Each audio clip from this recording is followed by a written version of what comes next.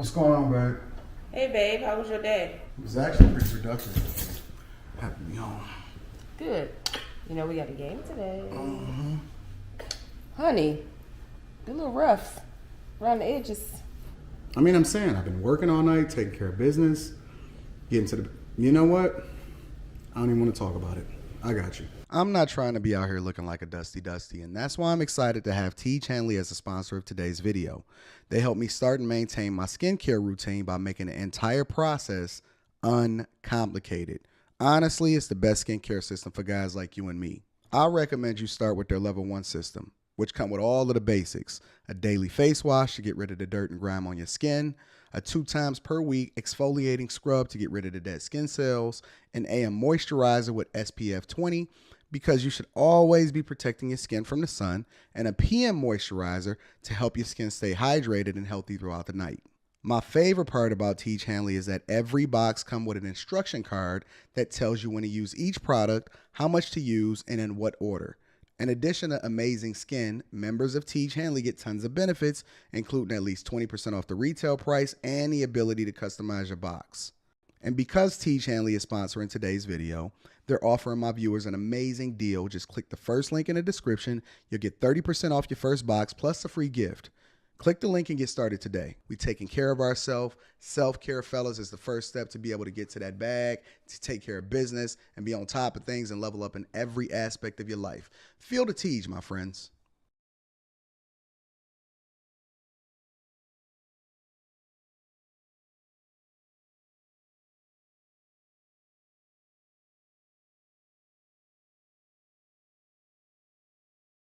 What's going on is Anton from AntonDaniels.com. I appreciate you guys for continuing to rock with me. It is Tuesday, August 2nd, 2022. Awesome day to be alive. What's going on, friends? I see y'all in the chat. Y'all already getting lit in the chat. What's going on? Well, good morning, beautiful disaster. What's happening, Azriel? What's going on, Kojak, Sabrina? Everybody in the chat, I appreciate y'all. Kami commenter said, I saw a homeless guy at the bus stop on Gratiot and dude was literally dusty. Y'all are too much, man. Y'all are too much. Listen. I did a show on I think his name is Bishop Lamor. It's Lamor. I got his name spelled wrong. Let me fix that because I got Lamar. It's Lamor. We need to make sure that we fix that everywhere. I didn't even need to fix it on the cover photo. Don't worry about it. We'll get to it. No worries. But Lamor Whitehead. Lamor Whitehead. This is very, very interesting. And I'm watching and looking at him and researching and all of this other type of stuff. Not even really researching, just kind of observing what's going on in these streets. And I got a bit curious. I got a little bit curious. And then right after that, it's like the algorithm, starts to recommend things. You know how things go. The algorithm starts to recommend things a little bit differently or whatever, so on and so forth. I seen Umar Johnson, Dr. Umar Johnson. He had things to say and all of that, so on and so forth. And I'm like, okay, all right. So let's have a deeper dive and a conversation about Mr. Whitehead to better understand exactly what's going on, right? I think it's necessary. I think it's worth the conversation because the thing that we have to deep dive into is we need to better understand exactly who people are and why people are moving the way that they move. I think it's worth the conversation. And so I heard that he had a sermon about a week after he got robbed. And apparently he got robbed for several millions of dollars worth of jewelry and things like that, or $1 million plus worth of jewelry. So I think it's worth having a conversation. But before we do that, let me go ahead and get the housekeeping out of the way. Again, shout out to the bag chasers. I love y'all. I appreciate y'all for continuing to hold me down. In addition to that, Teach Hanley, uncomplicated skincare for men, 30% off your first order plus a free gift. I personally will be in Atlanta this weekend. We're doing a show, the Lapif Network, 2-day event, Friday and Saturday. If you are going to be in the Atlanta area, come kick it with your boy. You also have the ability to stream it. Go to the Lapif Network and look at any of the more recent videos over the past month and select the link in the description for you to get your tickets and you can be able to tap in. I'm going to be down there, all right? In addition to that, bag chasers, shout out to my Patreon members. You know, I feel sorry for the people that didn't get it yesterday, because the first day of the month is the best day of the month to be able to join Bag Chasers University. I think I might even change the name of the Patreon to Bag Chasers University. Neither here nor there. We're going to get there. But it's the best day to join Bag Chasers University. But God is good. And you know what they say when God is good? They say all the time. God is good all the time. What is the second best day to join Bag Chasers Universities? For those of you that don't understand that you need to align yourself with a group of people that's going in the direction that you're going in. The second best day to join the Patreon is the day after the first best day, which is today. Okay. So August 2nd, we already in the second half of the year. You out here playing games. Anton is out here grinding, hustling. I shot down to our potential new headquarters for the build a business. So we securing that. We putting together the business plan. We actually doing the proposals and everything like that. Then you have no insight and information into what's going on. And that's because you're not participating in your own success. So I need you to join the Patreon. Link is in the description as well as pinned to the top of the chat. I have to want it more for you than you want it for yourself. So then I got to push you. So the link is in the description.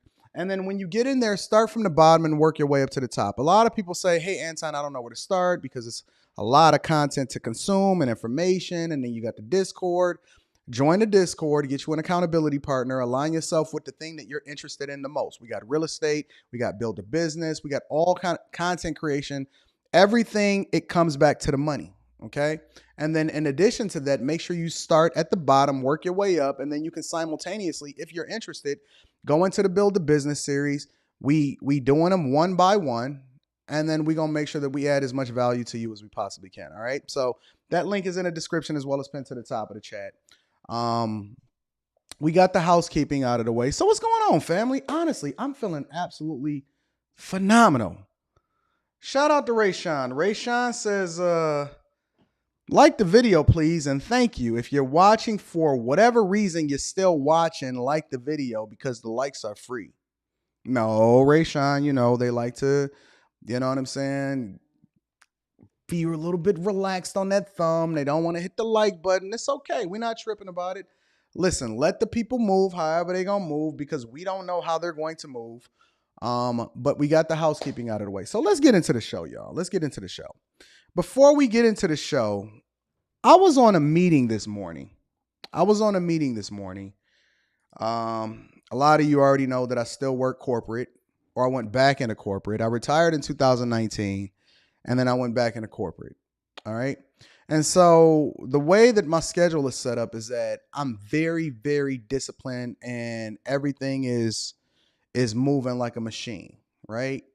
One of the things that I'm having a problem with is flights for this weekend, getting back and forth to Atlanta because, like, for example, I was coaching somebody yesterday and I showed them my calendar and everything is like bam, bam, bam, bam, bam, because my time is money. And so I have to slot things accordingly in order to make sure that we get back and forth. And so we got offshore developers and we got contractors coming in for different projects and so on and so forth. And I'm overseeing this whole thing, right?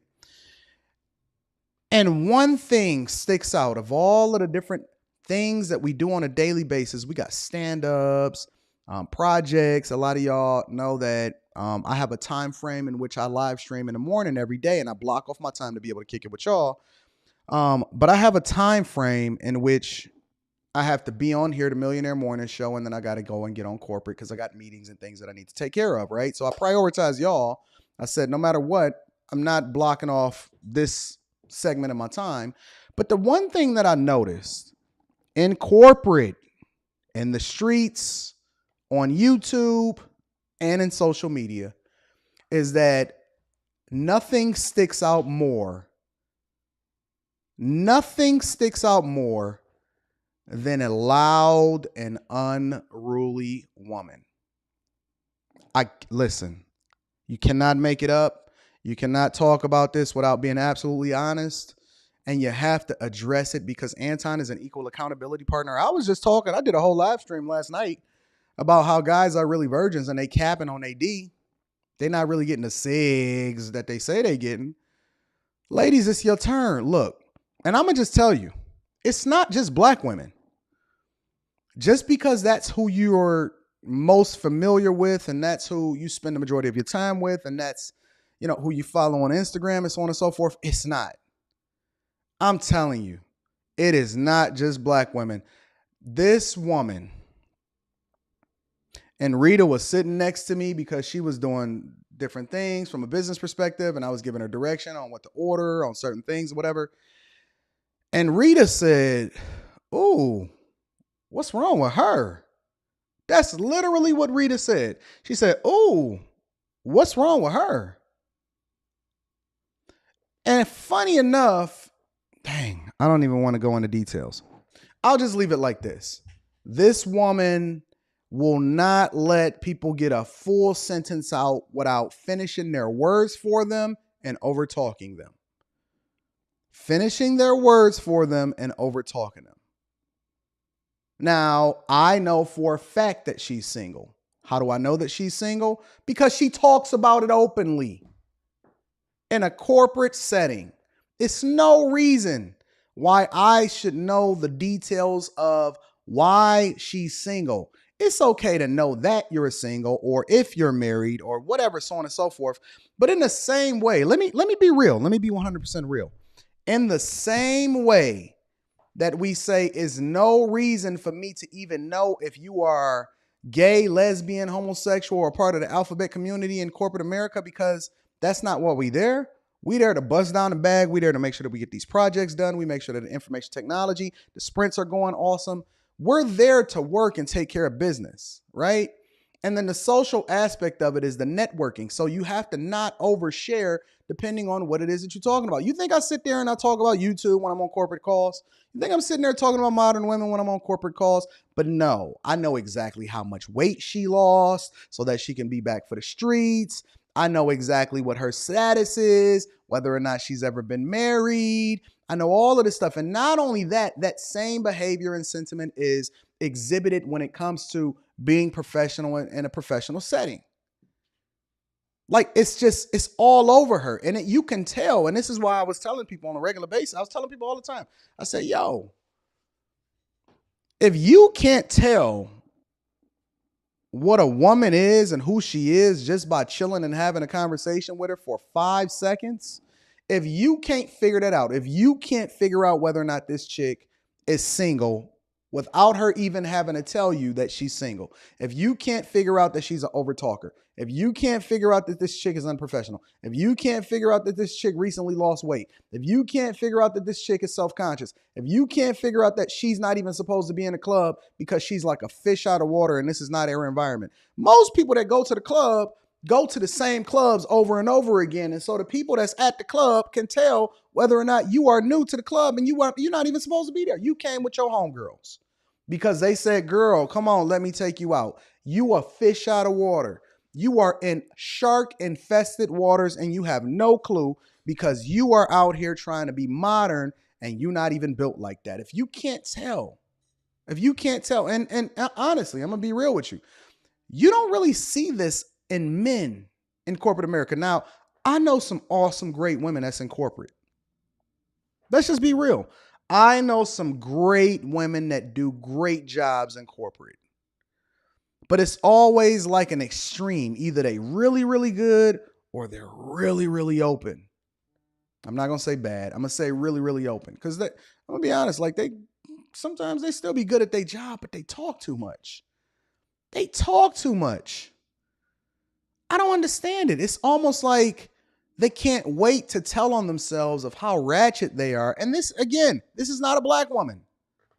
This is not a black woman. Cannot wait to tell. Look, I'll give you an example, right? One thing about working off site is that in most jobs, technically, depending on what position and the hierarchy and what arrangements you got, or what the long-term prospects are, technically you're still supposed to, in most instances, be close to a location where you can get to an office if you need to, right?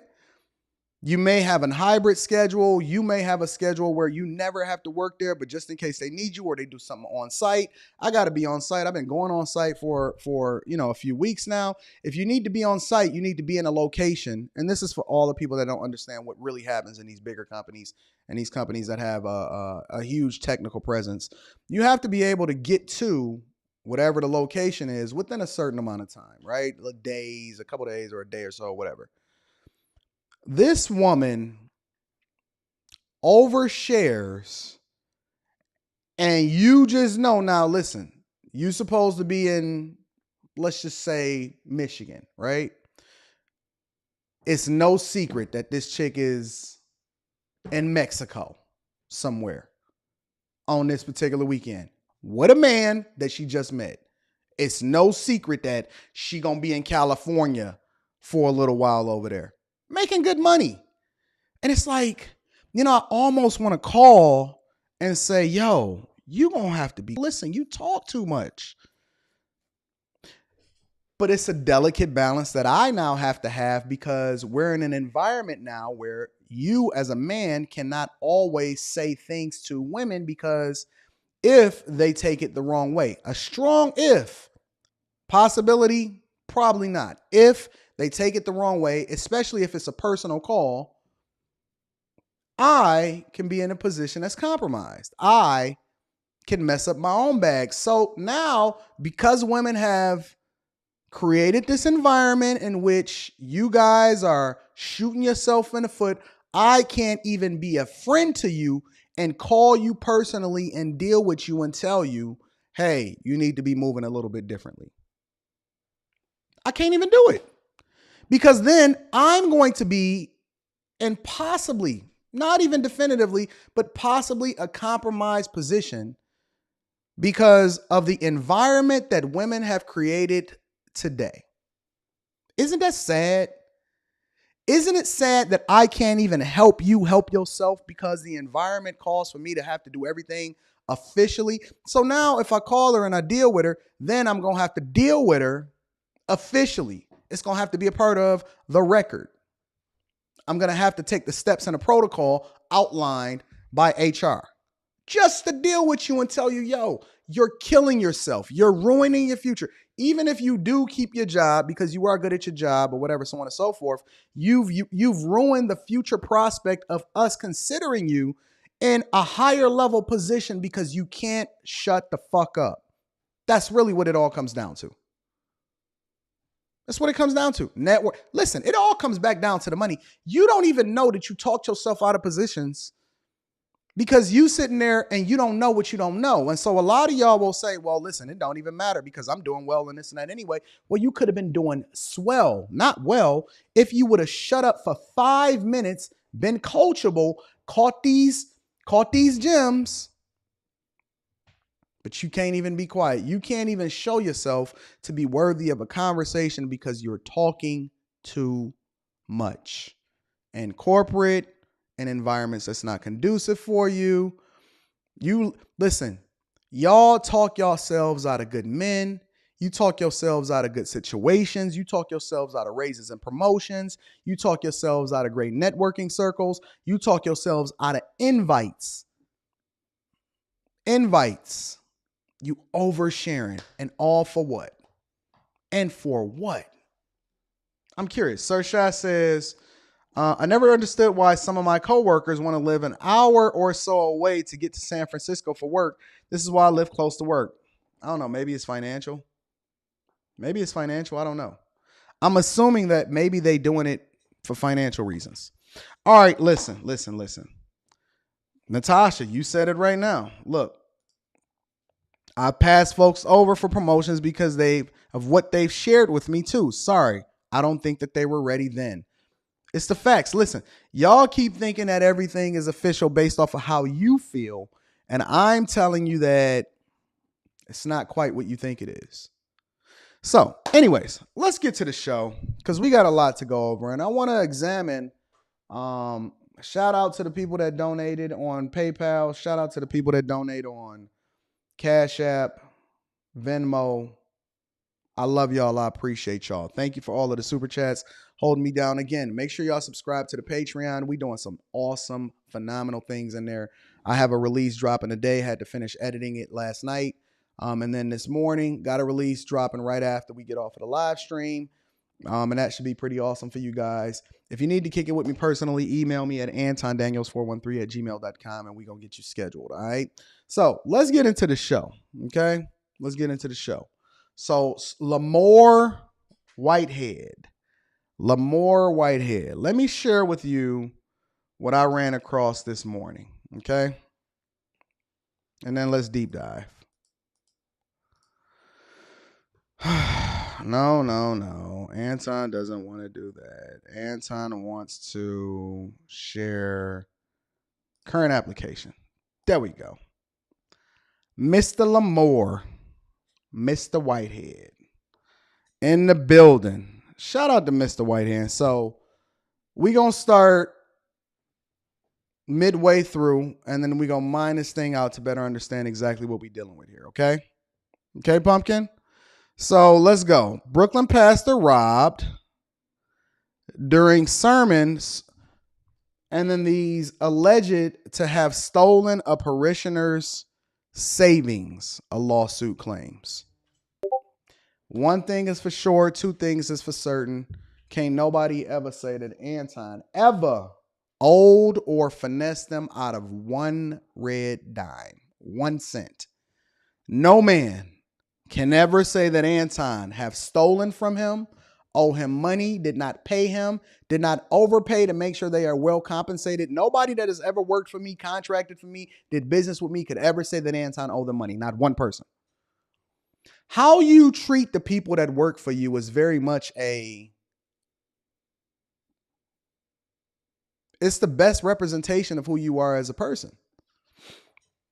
Let me say that one more time for the people in the back. How you treat the people that work for you, I'm going to expand it. How you treat the people that follow you, your parishioners, how you treat the people that support you, that show you love, is a very good representation, I found personally, of what a person's character is. So let's deep dive into the story. This is Lamor Whitehead. Very dapper young man. I would say pretty loud myself, but I'm sitting here with a Versace robe with sequins on the front and the back. You know what I'm saying? Let me show you the back. The back is looking phenomenal. So who can I judge? You know what I'm saying? I got a Rolex on, Versace shades, the matching slippers. I got the matching slippers. You know, Anton got to make the outfit complete. Who can I judge, right? But a very dapper young man in this particular photo. I think that he can be a bit loud when it comes to how he's dressing when he goes outside, because when I go into corporate America, I look completely different than what I look like on a morning show. You have to dress for the occasion. When in Rome, you do what Romans do. But let's continue.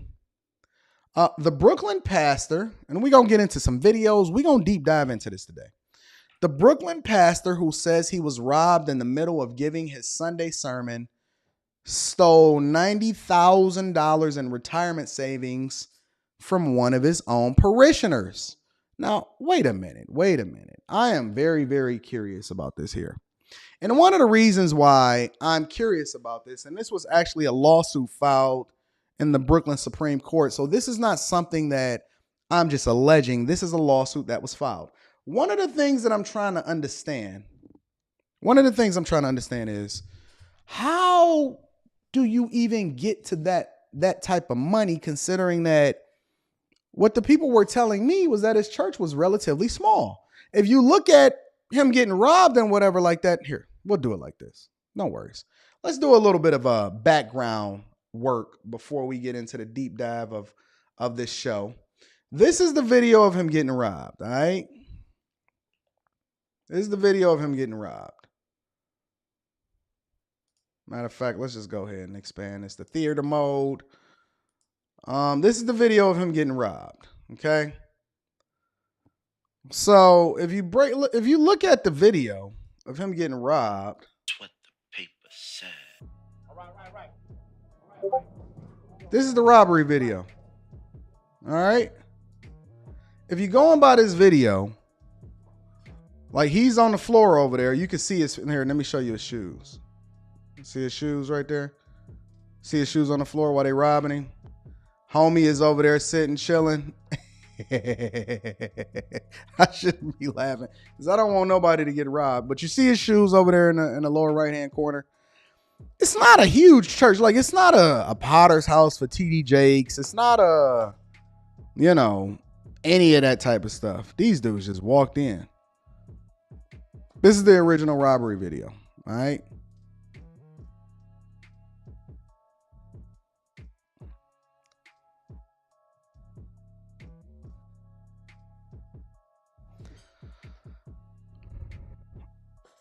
Everybody keeps saying it's the guy on the left end on it.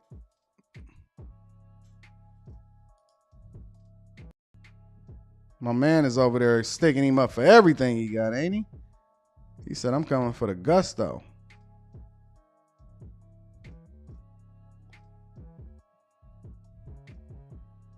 Got the pistol in his hand.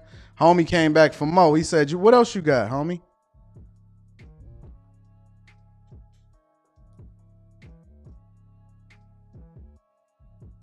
Now you getting up.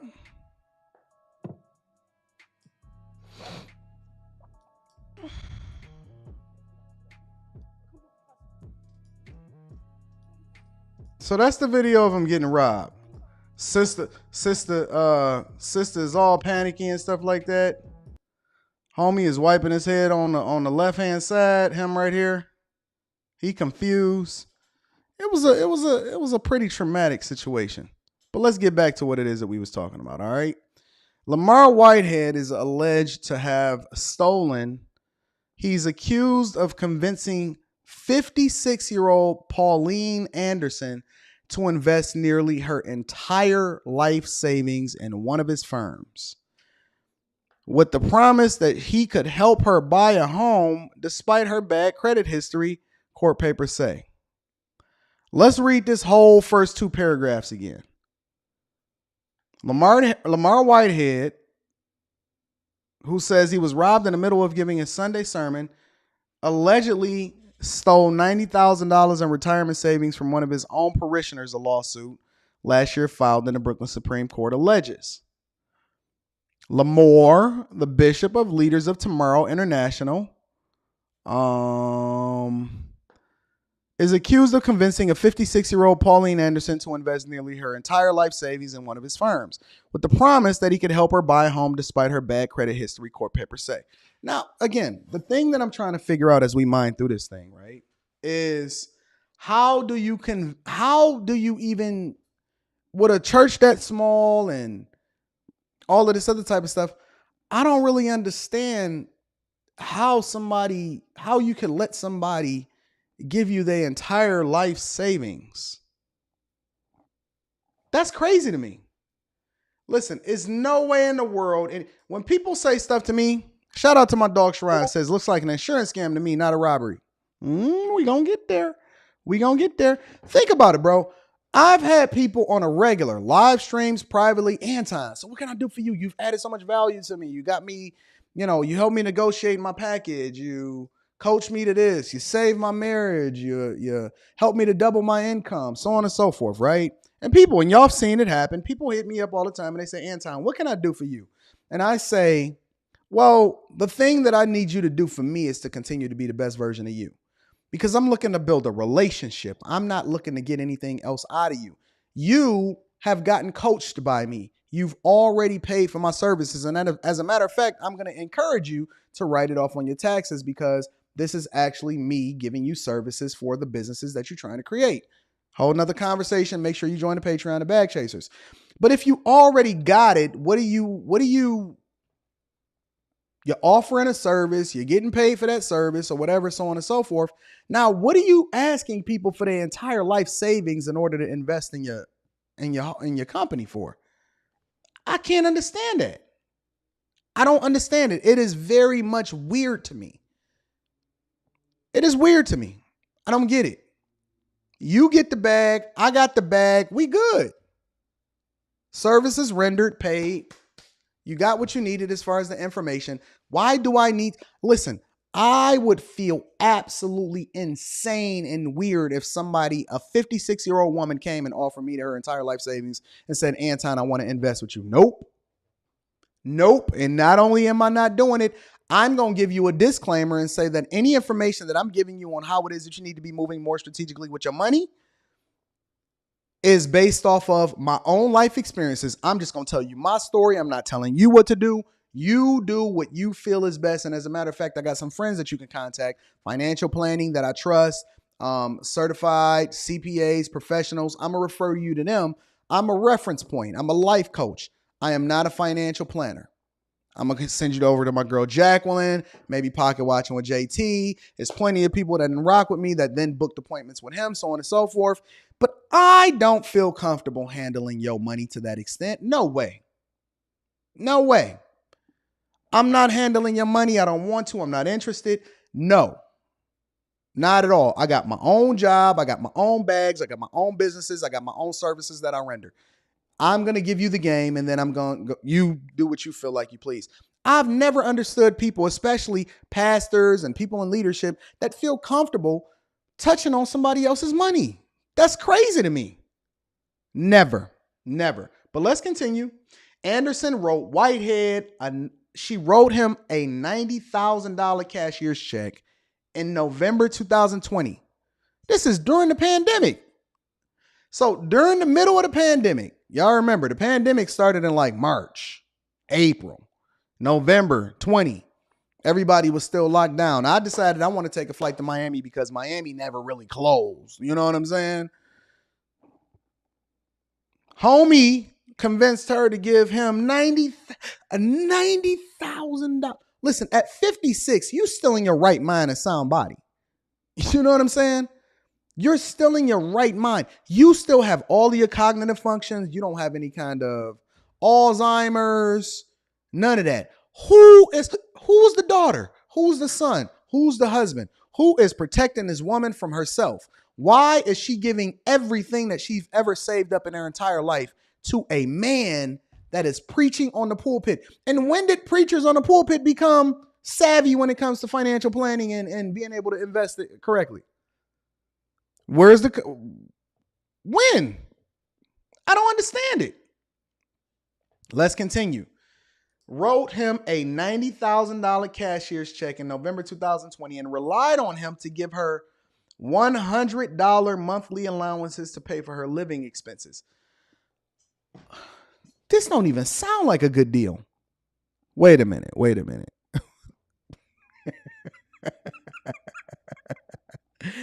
Is this the finesse of the century if this is true? According to the court documents that's been filed in the Brooklyn Supreme Court, you telling me, you say you going to give me $90,000 and I'm going to give you $1,200 a year to be able to pay for your monthly living expenses. Harpo, where they do that at? Who is crazy enough to take that deal? Wait a minute, y'all. I need to check. Who is going to take this deal? Let's go through this again. Anderson wrote Whitehead a $90,000 cashier's check in November in the middle of the pandemic. Ain't nobody working. Ain't nobody got nowhere to go. Everybody is playing video games and y'all watching YouTube. She wrote him a $90,000. Listen, Wendy Williams can't even get her money out to pay her own mortgage. She can't get her own money out. The bank let this lady clear out the entire thing and put it in the cashier's check and then give it to a man that is driving around in a Rolls Royce and wearing Balenciaga and Gucci every day. And then the deal is that he can give her $100 in monthly allowances to pay for her living expenses, according to the lawsuit. Harpo, what are we talking about? What is happening out here in these streets? I am very, very much curious. What is happening out here in these streets? After months went by in early 2021 without the monthly payments or progress on a home purchase, Whitehead allegedly told Anderson that he was treating her investment as a donation to his then campaign for Brooklyn Borough president. All right, so listen, I'm curious, y'all. Because I've known other guys from Brooklyn to be the Finesse Kings. Is Brooklyn and New York in general the finesse capital of the world? I'm just curious.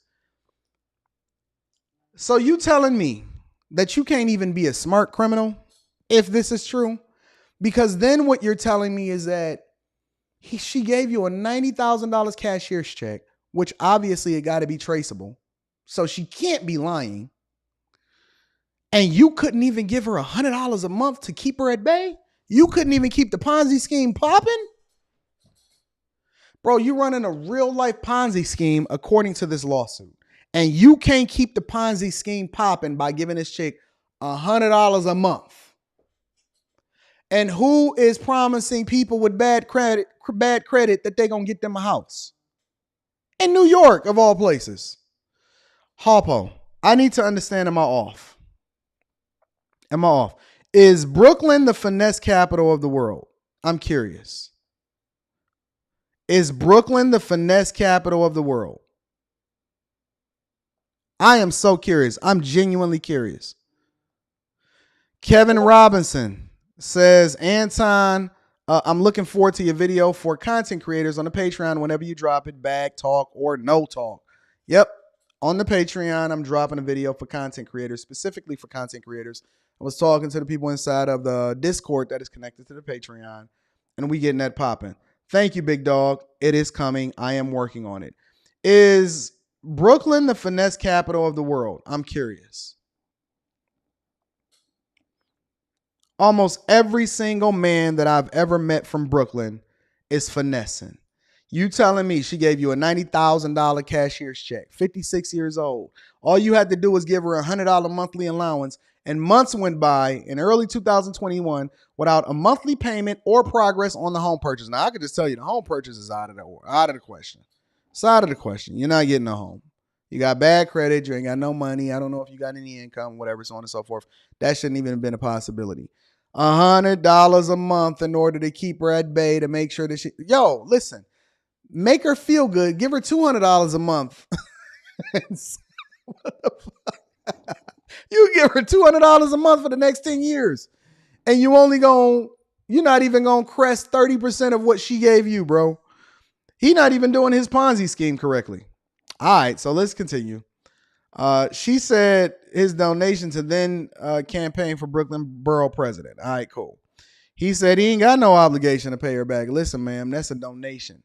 You gave me your life savings as a donation. You did not give me this money in order to ensure that you get a home with bad credit. Or you can even get living expenses. You ain't getting nothing. Mr. Whitehead fraudulently induced Miss Anderson to liquidate her entire life savings and pay him the investment of $90,000, promising to use the funds to purchase and renovate a house for her, the lawsuit alleges. What's up, Harlem? What's up, Brooklyn? What's up, New York? What's up, Queens? What's happening, y'all? What y'all got out here going on? I'm curious. What's going on? And listen, this is the lawsuit. We don't know if it's true or not, but I'm just reporting to you what it is that's reported to me. Listen. Let's go back. Let's do a little bit of a deep dive, y'all. Let's do a little bit of a deep dive.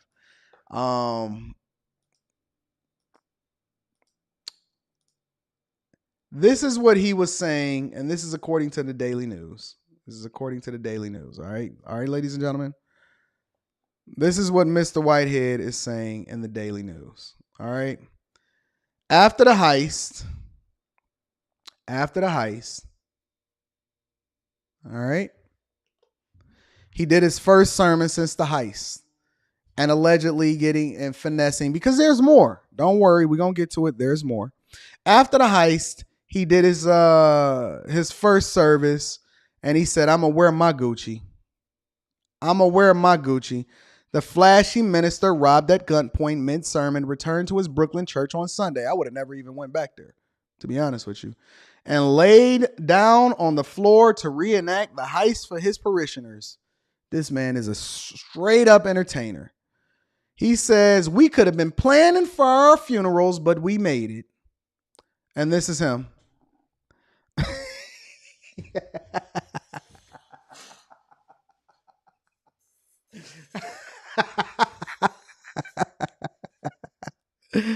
Look at this guy on the floor reenacting the heist. Is this y'all king? He said, "I got a new suit. I got a new Gucci suit. And I still got new rings on." He got a new ring on that finger. Let me blow this up and see. Make sure we're looking at this correctly. Yeah, he got a new ring on that finger. He got the Balenciaga Gucci collab. Did y'all know Balenciaga and Gucci had a collab? I didn't. I know that Fendi and Versace had a collab. I didn't know that Gucci and Balenciaga had a collab.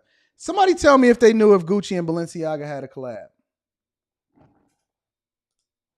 I'm curious. I didn't know that Gucci and Balenciaga had a collab.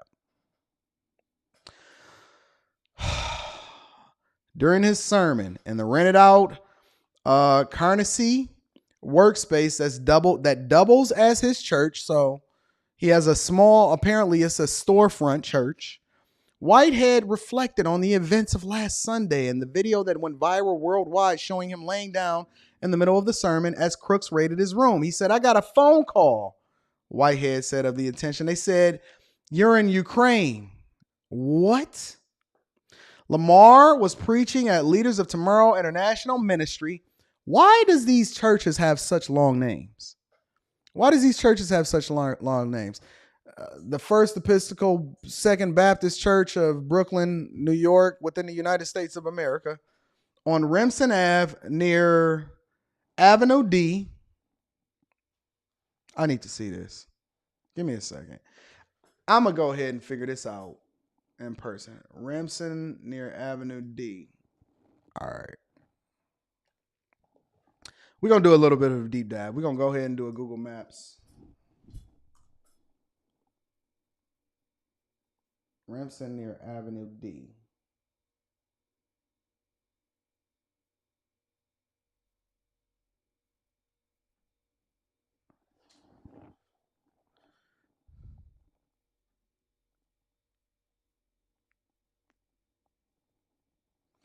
They got a street view.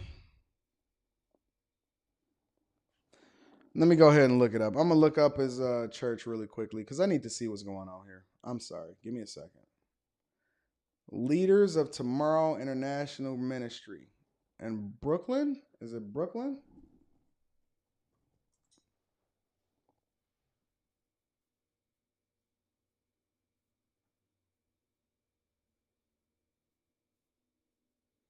Snap, is that a kufi he got on his head? Y'all got to see this.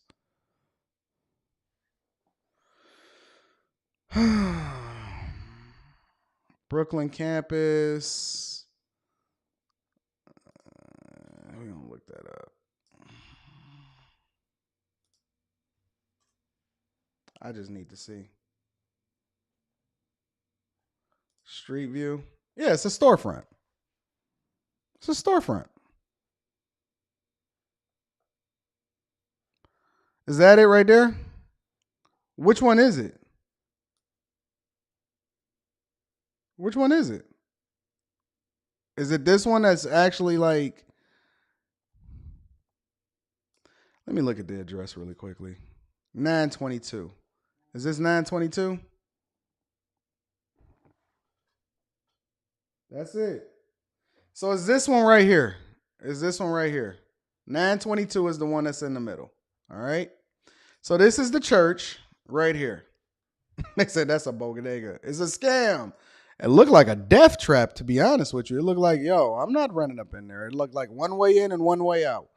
So this is the church right here. Studio 1718 is actually the church. Okay.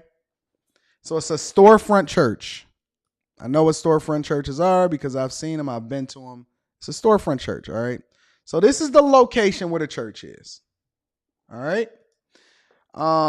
This is where she allegedly gave her $90,000. And this is the site. And so this is him with his church stuff on. This is him. That's the first lady. Listen, if you wanna know what's happening in the black church, the only thing you got to do is look at the women. The women are going to be there in mass. I wonder how many men are there. If there's any men, chances are there's a security or they sitting on stage as a part of the ministry. This is the black church. This is church 101 for black people. Brooklyn campus, like they got multiple campuses. They got multiple campuses. Sunday, women's ministry, singles ministry, youth and young, adult ministry. I don't know. I mean, listen, I don't know what God is doing with people. All I know is I think that we need to vet people a little bit more actively. Meet the pastor. Ooh, he got a long bio. You can book him. You can donate to the church. Radical, revolutionary, innovative, anointed, and cutting edge are some of the words used to describe the Bishop Lamor Whitehead. Dynamic preacher, motivational speaker, social activist, community leader, and entrepreneur. Whenever somebody got like eight or nine descriptions for who it is that they are, I'm going to go ahead and pass. Made an impression in both the church world and the world. Born in Brooklyn. Shout out to my Brooklyn people. 1978, which means that he's 44 years old. And can turn pain into purpose. Mean streets of Brooklyn. Many young men of faith. Raised by a single parent home. A lot of fathers surviving a world that was designed for him to fail. So now he's preaching running in the Victim Olympics. He was born into a world that was designed for him to fail in. He finished high school, celebrated as an athlete, accounting and videography, attended New York Theological Seminary, completed his study, certificate in ministry and human services. So wait a minute, he's not going to talk about the stuff that he dealt with? Okay. He was illegally convicted and sentenced to 11 to 34 years in prison. That is a long time. I said when he was illegally convicted. So this is saying, he's saying that, yo, I didn't do it, but I did the time. I didn't do it, but I did the time. This is what this is his profile on his website. I'm just reading it. I'm just reading it to get a better understanding of who it is that we're talking about here, right? He looked like Bishop the Baby. Who threw that Adidas? Shout out to Spaces. He's saying he was illegally convicted. Listen, I didn't do it, y'all. Okay. This presented itself to be one of the most pivotal moments in his life where his faith was surely tested. He was convicted for the righteousness of the Lord. This experience challenged him to stand on everything he knew about God, learn to fashion his life as the Apostle Paul. Do y'all know who Paul is? One of the biggest persecutors of the saints, then turned into one of the greatest advocates in the Bible. One of the greatest leaders in the Bible. Paul is my favorite person in the Bible. He's saying that he learned to fashion his life as Paul did. His imprisonment drew him closer to God in his afflictions. Bishop Whitehead believes that through experience in his walk and his calling with God was solidified and strengthened by the grace of God. Bishop Whitehead served 6 years in prison and was released after his sentence was overturned. So maybe he wasn't, maybe he is a stand-up dude. The plot thickens, ladies and gentlemen. It says he did 6 years in prison and was released after his sentence was overturned. Ah.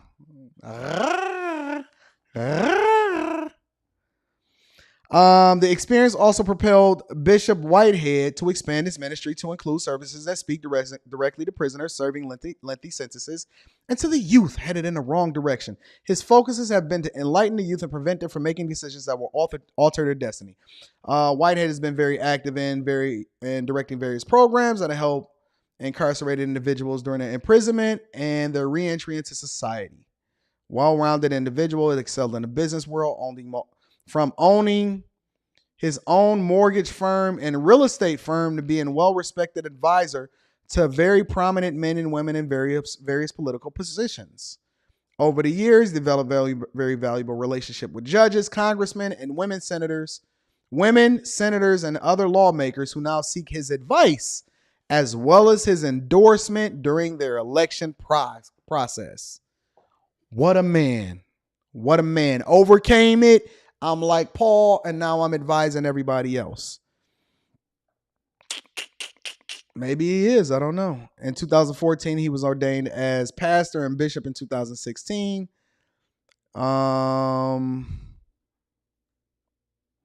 With the support of 43 people, he founded the church who believed and met in his home for Bible study. The ministry quickly grew, began to make positive spiritual impact on the lives of attendants in the community. And now they empower people. Cool. He's appeared on everything. So, what do we know about Bishop Whitehead as we continue to mine through and understand exactly what this thing is? We know that this is where his church is, right here. We also know that according to his website that his sentence was overturned. I don't know if it was right, but he said he was illegally convicted. So I don't know if that means that, I got caught, but you know what I'm saying? They couldn't prove that I did what I did, or wrong person came and testified and then she lied, or it was an indiscrepancy. I don't know what overturn means. I have no clue whatsoever what that means. I don't. But the thing that I do know is that he's alleged to have, from one of these 43 people apparently that he used to have Bible study in his house with, he told her that I'm going to take your $90,000 according to what she filed in court. And she said, listen, I'm going to take your 90. I'm going to give you $100 a month. I'm going to get your bad credit. I'm going to get you a house. And then she came back and she says, well, my money, man, you ain't been doing nothing for me. You ain't even been giving me $100 a month.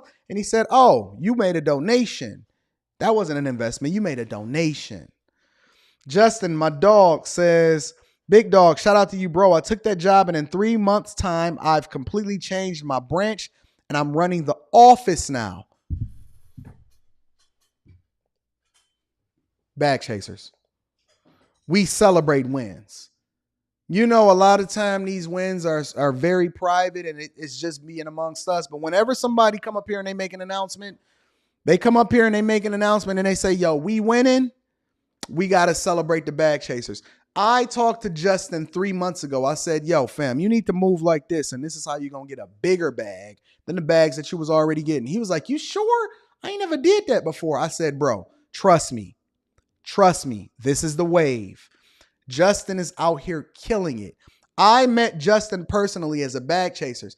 I actually went down to Atlanta and I kicked it with Justin and his wife personally. Lovely lady. Justin, tell your wife I said hello. Tell her that Rita absolutely loves her. Justin, shout out to you, man. I'm very, very proud of you. Good job, bro. You know I got your back. Let me know if you need anything. You got my number personally, big dog. All right, so shout out to the bag chasers. Make sure y'all join the Patreon. Link is in the description as well as pinned to the top of the chat. If you need to book me for a personal call, email me at antondaniels413@gmail.com. Let's get back to the pastor. Listen. Let's go over it. I haven't seen this right here. Let's navigate over here really quickly. This is Pastor, who his conviction was overturned. And this is him talking his talk. Let's hear what he had to say. this press conference today because it is an emergency. Our houses of worship, no matter if you're Christian, no matter if you're Muslim, no matter if you're Jewish, no matter if you have Buddhist or Hindu, no matter what walk of life you are, we come into the house of the Lord to pray. We come into the house of the Lord. You got a point. He has a point. You come into the house of the Lord to pray. The Lord with no weapons. We come into the house of the Lord vulnerable. We come into the house of the Lord and we drop our regret. We drop things that people have done to us on the outside, whether it's loved ones, whether it's people that did not know us. We walk into this church, our houses of worship. We walk into this church, whatever worship center you go to, with a whole heart, with a contrite heart, with a forgiving heart, with a heart not to look over our back and our shoulders for people to harm us or hurt us. But on July 24th, as leaders of Tomorrow International Ministries, as we were in church, and as I began to preach a sermon called Remember Me. And this sermon was entitled Remember Me because Isaiah, the prophet, came to Hezekiah. Okay. Wait a minute. Are y'all paying attention to the details? Look in the background. I just now spotted this. What is this in the background? What is this thing in the background with this with the eyes crossed out and all of that? What is that in the background? Neither here nor there. Let's see if we can find anything good in this press conference that he did. Hezekiah, and said that I shepherd, that we are not going to fight.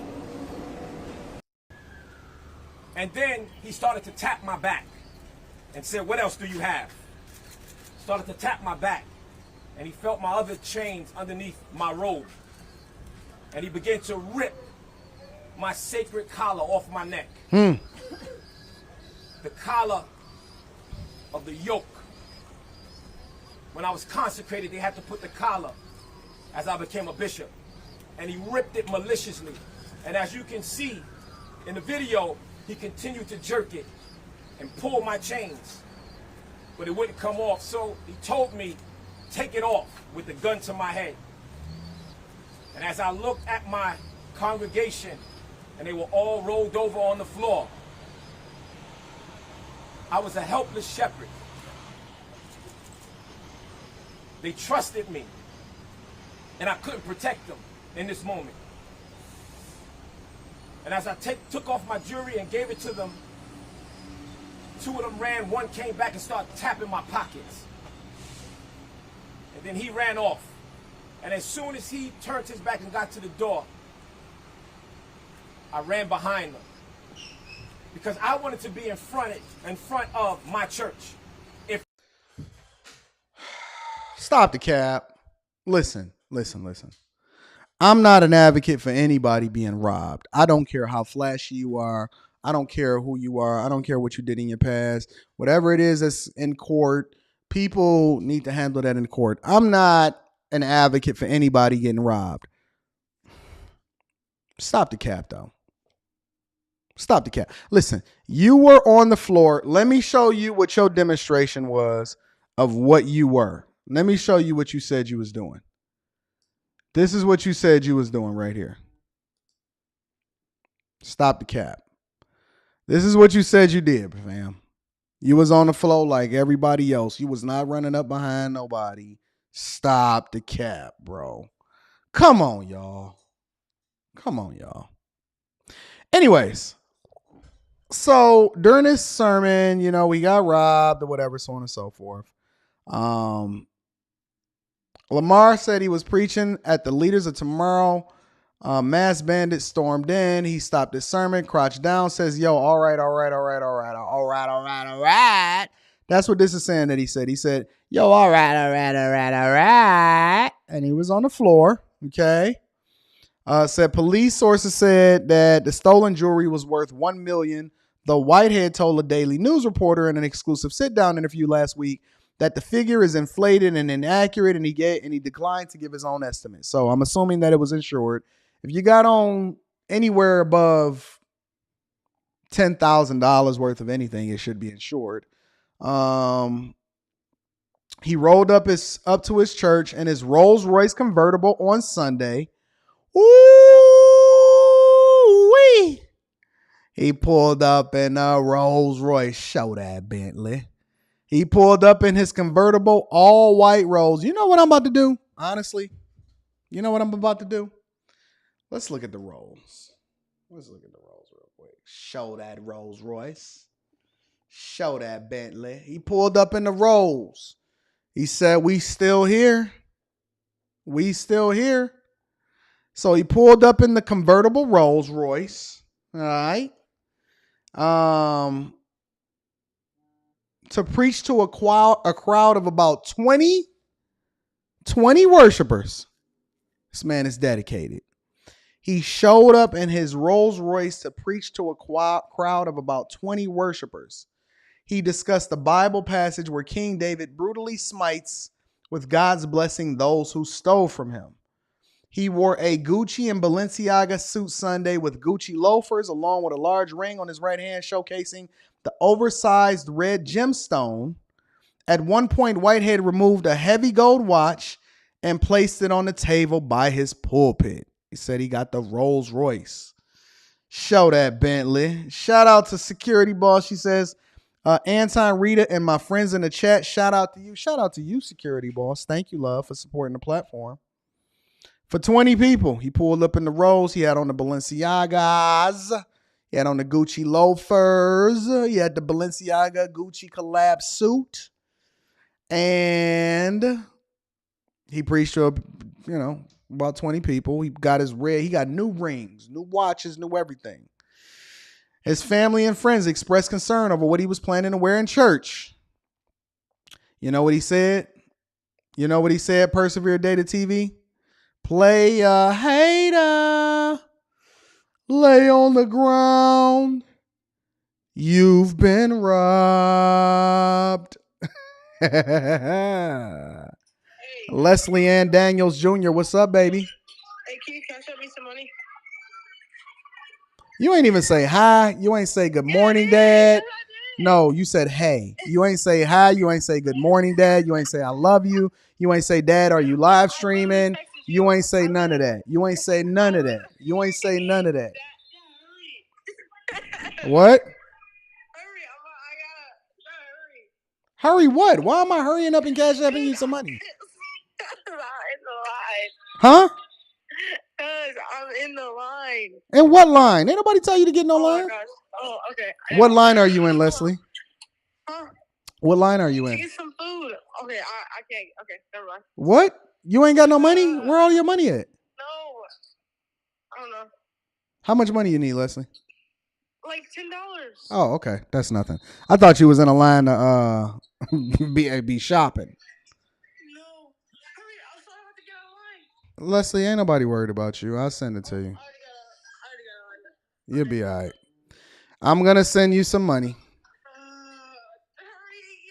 Hurry. Hey, stop acting extra. You not white. Yeah, no, I'm on it. Okay,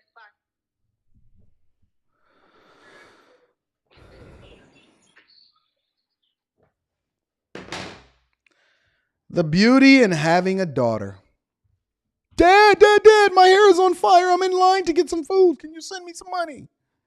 Girl, calm down. Anyways, this is what my life is like, y'all. This is what my life is like. My daughter called me. Hey, can you guys have me some money? Girl. Anyways, let's get back to Mr. Whiteside or Whitehead. He says, I'm going to wear my Gucci. I'm going to wear my Gucci till about the 20 people. He says, you are my chosen vessel. He didn't tell me I couldn't wear what I wanted to wear. Why he's got to wear Gucci, he said, imitating his critics. Because I want to. It is my civil right to wear what I want to wear. We are a church of wealth. We're not a church of poverty. Less than half the seats were filled, but a parishioner who only gave her name as Tanya supported Whitehead. People are talking about, oh, maybe he was the one who set himself up. It could be an insurance scam, or he's a bling bling pastor. She said, if he works hard, why can't he wear what he want to wear? And this is him. You would think that there would be more support, like more pastors, more of the community out here to support him. What I find is he's not getting a lot of sympathy. He says some worshipers were claiming that they were too scared to come to church, were just looking for an excuse to skip out. He said when they shot the club up last week, you was back there next week. Missing parishioners too traumatized to attend included the pastor's wife and children, who Whiteside said had not stopped crying all week. One of the crooks held a gun to his 8-month-old daughter's head. That's unacceptable. That's unacceptable. If he held a gun to an 8-month-old daughter's head, that is absolutely unacceptable. Unacceptable. He also spoke about recently the lawsuit that was accusing him of defrauding a former congregant out of her life savings after promising to buy her a house with the money. He said, if that was my parishioner, referring to the plaintiff in the case, where are they? Oh, it's an elderly lady and that's my savings, Whitehead said mockingly before shouting, that's what the enemy wants you to believe.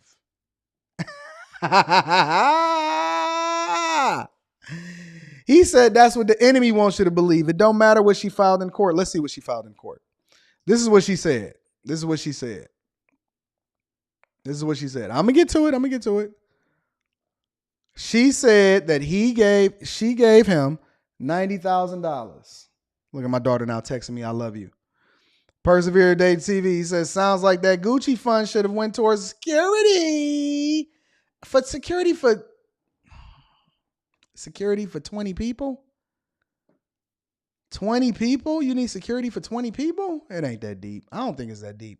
Jay Ben says they tapped my man's pockets and didn't take his car keys in flashy old Brooklyn. Took the chains only. He needs to move to the Bronx then. This is what the lady said. She said, listen, I gave him $90,000 for my retirement savings. And then he promised me that he was going to get me a house and he was going to give me at least $100 a month in order to be able to sustain myself. That's what the lawsuit says. That's what it says right here. This is what it's saying. Okay. If it's a lie, she told it, but she filed it. And so this is what she's saying. After months went by in early 2021, no monthly payments. He said that was just a donation. He said he ain't got no obligation to pay it back. He fraudulently induced Miss Anderson to liquidate her entire life savings to pay him the investment of $90,000, promising to use the funds to purchase and renovate a house for her. Instead, she was left without nothing but a fake promise by Mr. Whitehead to pay the funds back in the future, followed by an assertion that he had no further obligation to do so. So this is what that translation is. Let me tell you what the streets say. This is what the translation was. Listen, I'm going to pay you back when I want to, as I see fit. I'm going to pay you back when I feel like it, because I really don't have no obligation to do so, because you actually just gave the money to me as a donation. Okay, ma'am? I'm going to pay the money back. This is what it's saying. I'm not making this up. Miss Anderson was which means that she ain't got no man, was left instead with nothing but a vague promise by Mr. Whitehead to pay the funds back in the future, followed by an assertion that he had no further obligation to do so. I'm going to pay you when I feel like paying you, if I pay you at all, is what it is that he said. Okay? He declined to comment through a family member who said Anderson didn't want to talk because the litigation is still pending. Whitehead, who shared a close relationship with Mayor Eric Adams when Adams served as Brooklyn Borough president, didn't respond to a message, left with his church on Wednesday. He has in the past served time in state prison following convictions for identity fraud and grand larceny. All right, so friends, tell me this. Riddle me this. A man that has went to jail. I ain't never even seen the inside of a jail. A man that has went to jail, actually prison, not jail. I ain't never seen it inside of a prison. I ain't even went and visited nobody in prison. I went and visited a homie in jail before, but I ain't never visited nobody in prison. In the past, served time in state prison following convictions for identity fraud and grand larceny, meaning that he took somebody else's identity allegedly. Now, he's saying that it was overturned. We don't know why it was overturned. We don't know what was going on or whatever. It wasn't thrown out. It was overturned. Identity fraud and grand larceny. Riddle me this. Would y'all give some money? Would y'all entrust an investment? I'm not saying that people can't turn their lives around. I'm not saying that people can't be pastors. I'm not saying that God don't choose who it is that he will in order to make sure that he nurture whatever it is he needs to nurture. What I am saying is, would you give a man $90,000 and tell him to give you $100 a month in a fix your bad credit that has had identity fraud and grand larceny on his rap sheet? That's all I want to know. That's all I want to know. Is that what you would do? And if that's what you're going to do, how would you go about doing that?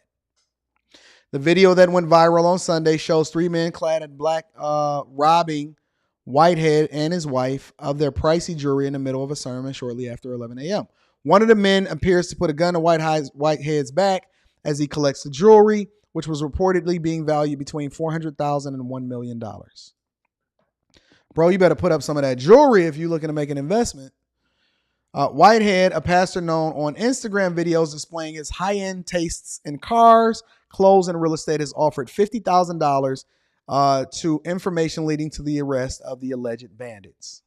He said, I'm putting up the bag. He might as well get that to little old lady. Give her 50 bands and let her see what it do. NYPD on Wednesday released surveillance video that shows the three alleged robbers crossing the street just before they entered into Whitehead's small church. They call it Canarsie. All right, it's Canarsie. How do I know that it's called Canarsie and that's how you pronounce it? Right here, small Canarsie church. Because my dog, what was his name?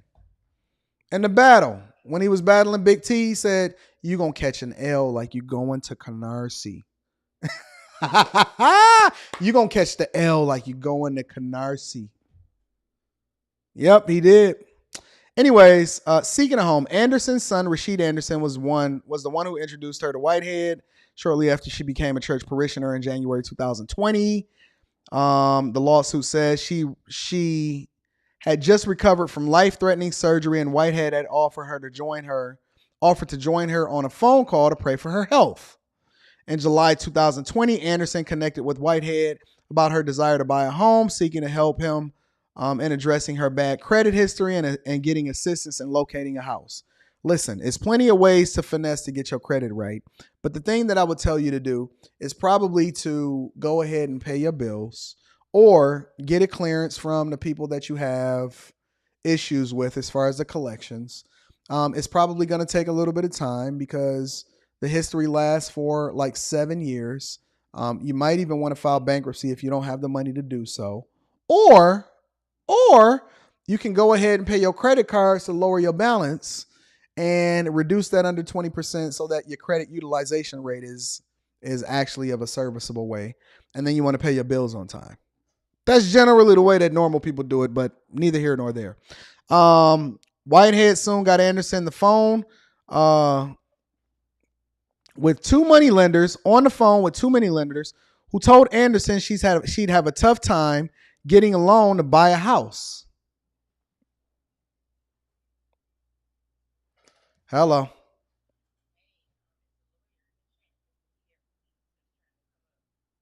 Who got the receipts? Somebody got receipts?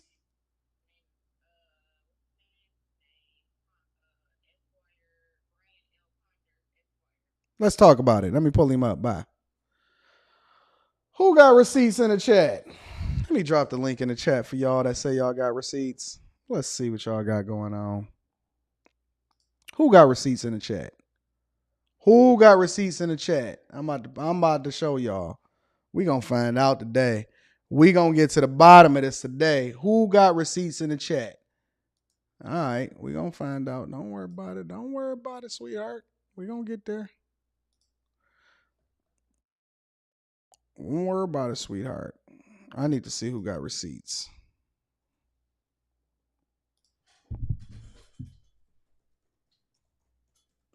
This is the receipts. I need. If you got receipts, somebody saying they got receipts in the chat, that link is just for you. Just for you. Let's continue.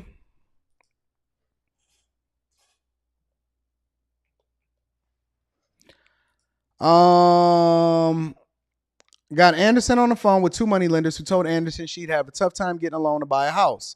That's when he offered to help her himself. So he got her on the phone with allegedly two money lenders. All right, we're going to do this one. We're going to do this. What's going on, big dog? Let me get you up on here. What's happening, bro? How you doing, Anton? Chilling, my friend. How you doing? Doing excellent. Just caught you on. Thought I'd drop by. What's the word? You said you got something for me? Yeah, I mean, I just got done emailing back and forth with Miss Anderson's lawyer. Really? I reached out to him when I heard about this case. I'm a consumer lawyer. I help people with credit. People get scammed, dealing with credit, things like this, and tried to help this lawyer out. He's, in my opinion, a little disconnected, and he can't win for losing. He had this case sold up. The lawyer that represents Miss Anderson? Yes. I mean, okay. Yes. The bishop does not have a lawyer. He did not even answer the lawsuit. Really? He was served. Yeah, I have all the documents I can pull up for you right now. All right, the lawsuit, the text. Wait a minute. Do you got a channel? Yes, I do. Go ahead and shout out your channel, big dog. Yeah, Brian. I gotta come check you out. Brian L. Ponder. I don't have as many videos as I should, but yes, I did a live last night going over this particular law. I have all the text messages, and I have some correspondence between Miss Anderson's lawyer. I was trying to help him out. I feel sorry for the lady. She gave her life savings practically trying to get a house. So was that an accurate number, the $90,000? I have a copy of the check right here. I'm gonna show you. Really? I got it. All right, come on. Let me kick it. Let me see what the word is. Let me see if I can share my. Let me. Matter of fact, you know what I'm gonna do? I'm gonna remove myself. I'm gonna make myself little, man. This is your show. So all right. So let me go ahead and share this. Can you see? I can. The check. So here's the check. So Miss Anderson. Hold on. Wait. Let me do my magic on the live stream to make sure that we got this correctly. Okay. Hold on. I'm gonna make it bigger. Don't worry about it. Let me do my magic real quick. Let's go here. Let's go square. And then we're gonna remove that. All right. I'm gonna make myself little time. Show is yours, big dog. All right. So this is the check that Miss Anderson, who's the plaintiff, wrote to the bishop. Okay. $90,000. Now I'm going to pull up the lawsuit. He actually convinced her to pull out $100,000 out of her life savings, out of her retirement account. But at the end of the day, she ended up just giving him $90,000. And as you can see here, it's to his business, Lamor Whitehead Inc., which is his for-profit business. This is not his church, his ministry, or his campaign. So why is he saying that it was a donation then? Okay, so I'm going to get to that. All right, I'm going to just let you cook. I'm going to let you cook. Everything is being misconstrued because he never said it was a donation to his campaign. And so when things got heated, when the lady was like, you know what, I just want money back, he pulled the Joker card saying, guess what, lady, we don't have an agreement. And any money given to me without an agreement is a donation off of street terms. Like we don't have any, like you said earlier. But she made it out to his company though. His company, yes. And that's why I was saying, I said, yo, it's a paper trail if she got a cashier's check.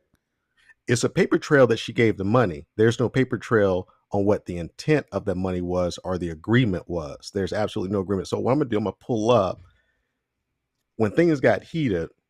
This is a text message, and I think is the bishop's wife. Is her name Erica? I'm not sure who. Yeah, I think. So this is a text. These are text messages between, as you see, allegedly Bishop Whitehead. Yep. Okay, and then that's LW. Where you see mommy would be Miss Pauline Anderson. Okay, and then her son is, well, obviously this is probably from her son's phone. Yeah, her name is Pauline Anderson. Yep. Right. And so he's saying mommy because that's his messages. So when things got heated and the group text started between Miss Anderson, let me see, where's the part about, okay, here it is. So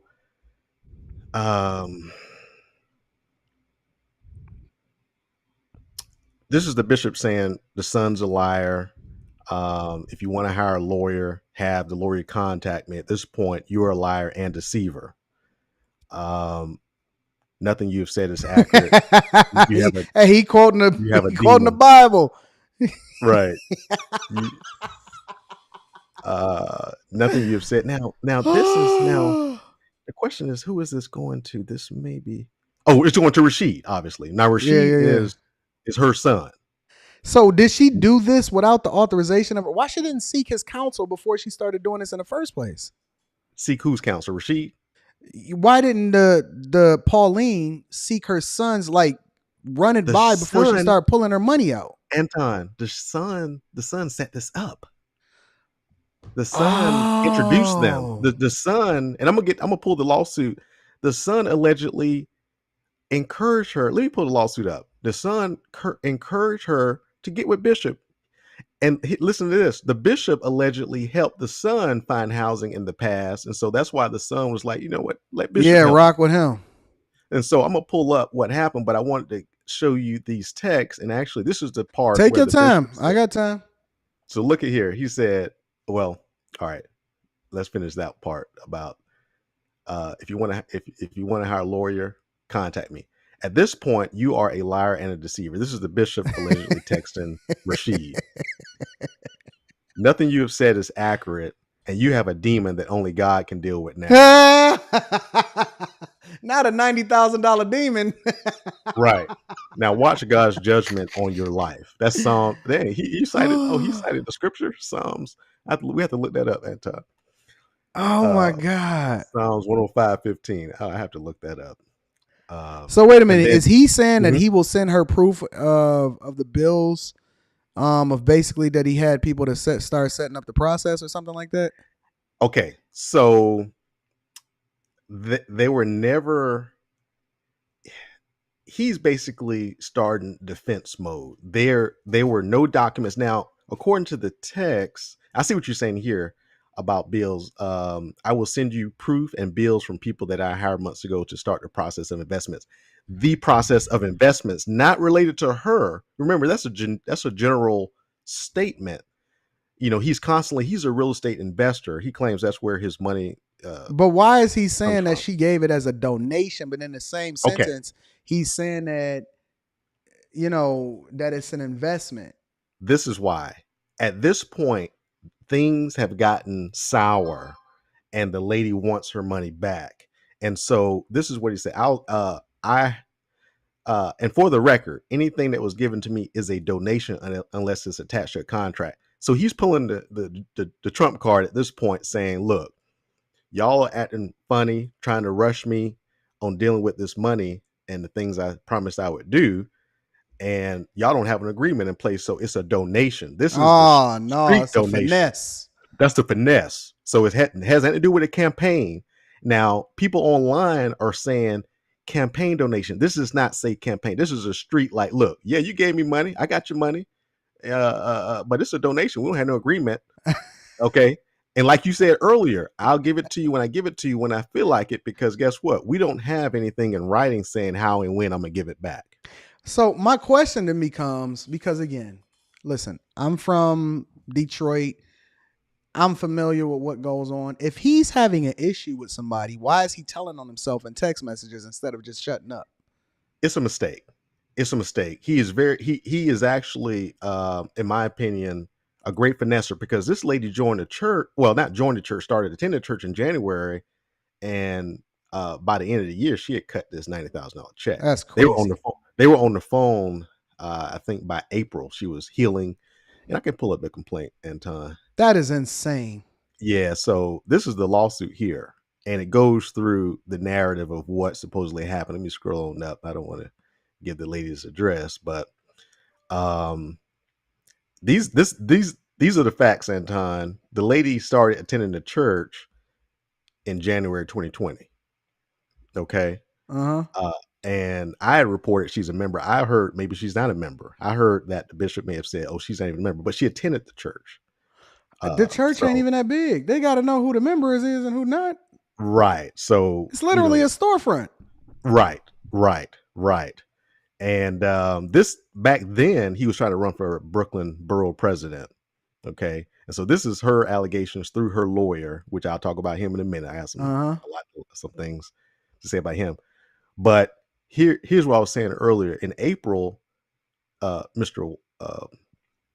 Bishop Whitehead, this is what, when I say Mr. Whitehead, was introduced to Miss Anderson by her son Rashid, the guy we were just talking about. So they were introduced by the son Rashid. Here, so he sort of set up this relationship.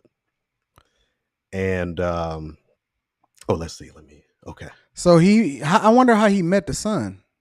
So that's a good point, because it doesn't say the son attended the church, but here's what happened.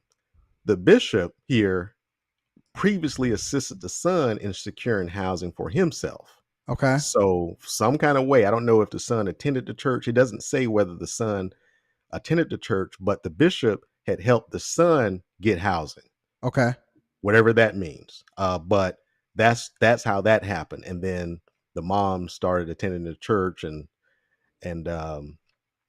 what she alleges is that due to his position of trust, Rashid arranged for them to have another call. Now, let's go back to this call in April. This lady was recovering from a life-threatening surgery. Yeah, I heard that. And so I think this call was to pray for her health. So originally this started off as a prayer call, as a sick and shut-in call. Yo, this is worse. This is worse than I don't know if you've ever heard those heard of a preacher or the minister having to go in and bless a single woman's home. Oh Lord. Oh wow. Let me go and anoint your home. This is even better, right? You get a check. If he get money out of it, he ain't right. This is even better. Yeah. So it started off like, pray for my mom. She's sick. Oh Jesus. Okay. Then, all right, my mom's feeling better now. Why don't you have her get a house too? Okay. So in July, so that was April, May, June, July. So she healed on up. In July, the son arranged for a call because she wanted to buy a house too, which I can understand. If the bishop helped you get a house and your mom wants a house, talk to the bishop. Maybe he can help you too. I can understand that, Anton. So on the phone, this is all allegations. Bishop represented himself as a person who could assist by doing two things: offering to improve her credit. So he's a credit repair expert all of a sudden. You can't improve nobody's credit, bro. Like, that's not how it works. Exactly. And that's not how it works. Like, you right. can't do anything different than anybody else does outside of understanding how credit is reported and then moving accordingly if you're doing it legally, right? Unless you've been doing some finesse, which they catching up with people when they're arresting them for doing that junk, bro. Unless you're doing a finesse, don't do that. You got to chill. Exactly. Man, this is insane. I completely agree. And that's a whole nother claim that, in my opinion, this lawyer missed. This credit repair stuff, there are laws set in place that you can get your money back, first of all, and you can get your attorney's fees. This lawyer did not even deal with that. What kind of lawyer is this that she hired? Well, we're gonna have to pull him up. I'm gonna have to give you a link. He don't know how to do a discovery. He don't know how to do none of that. I don't think that's in his particular wheelhouse. This lawyer, he's not from our community, I can tell you that. And I'm going to show you some emails between the two of us where I offered, look, I feel for people, especially people that's giving their life savings. He can get that money back. I offered to help this lawyer to help this lady, and he sent his last message to me, and see if I can pull it up, was, "We're done." He's mad because I Why? offered to help. Well, first of all, because I'm showing him why he possibly lost his case, and also why he's leaving a claim and money on the table. There's an easier way to go about this than trying to prove fraud. Okay, he's trying to prove fraud to get this money back, and he's trying to prove breach of contract. Anton, there is no contract, so how are you going to prove breach of contract? You can't enforce oral agreements regarding real estate. Can she get her money back, considering that she wrote it to his company? Oh yes. I think yes, absolutely, she can. I think this particular case, she may get it back through this case if that lawyer fixes what he's done wrong.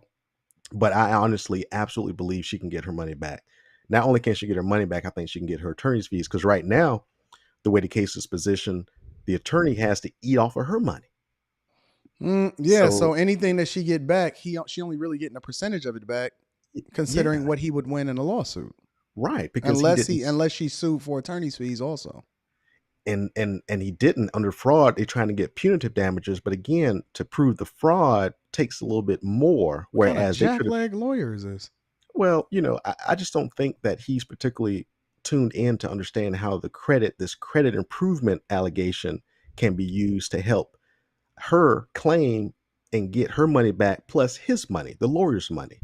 So I was trying to extend that, olive branch to him to help with that, because that's my practice area, to help people deal with that. I help people get money back from the consumer reporting agencies, credit repair scammers, and things like that.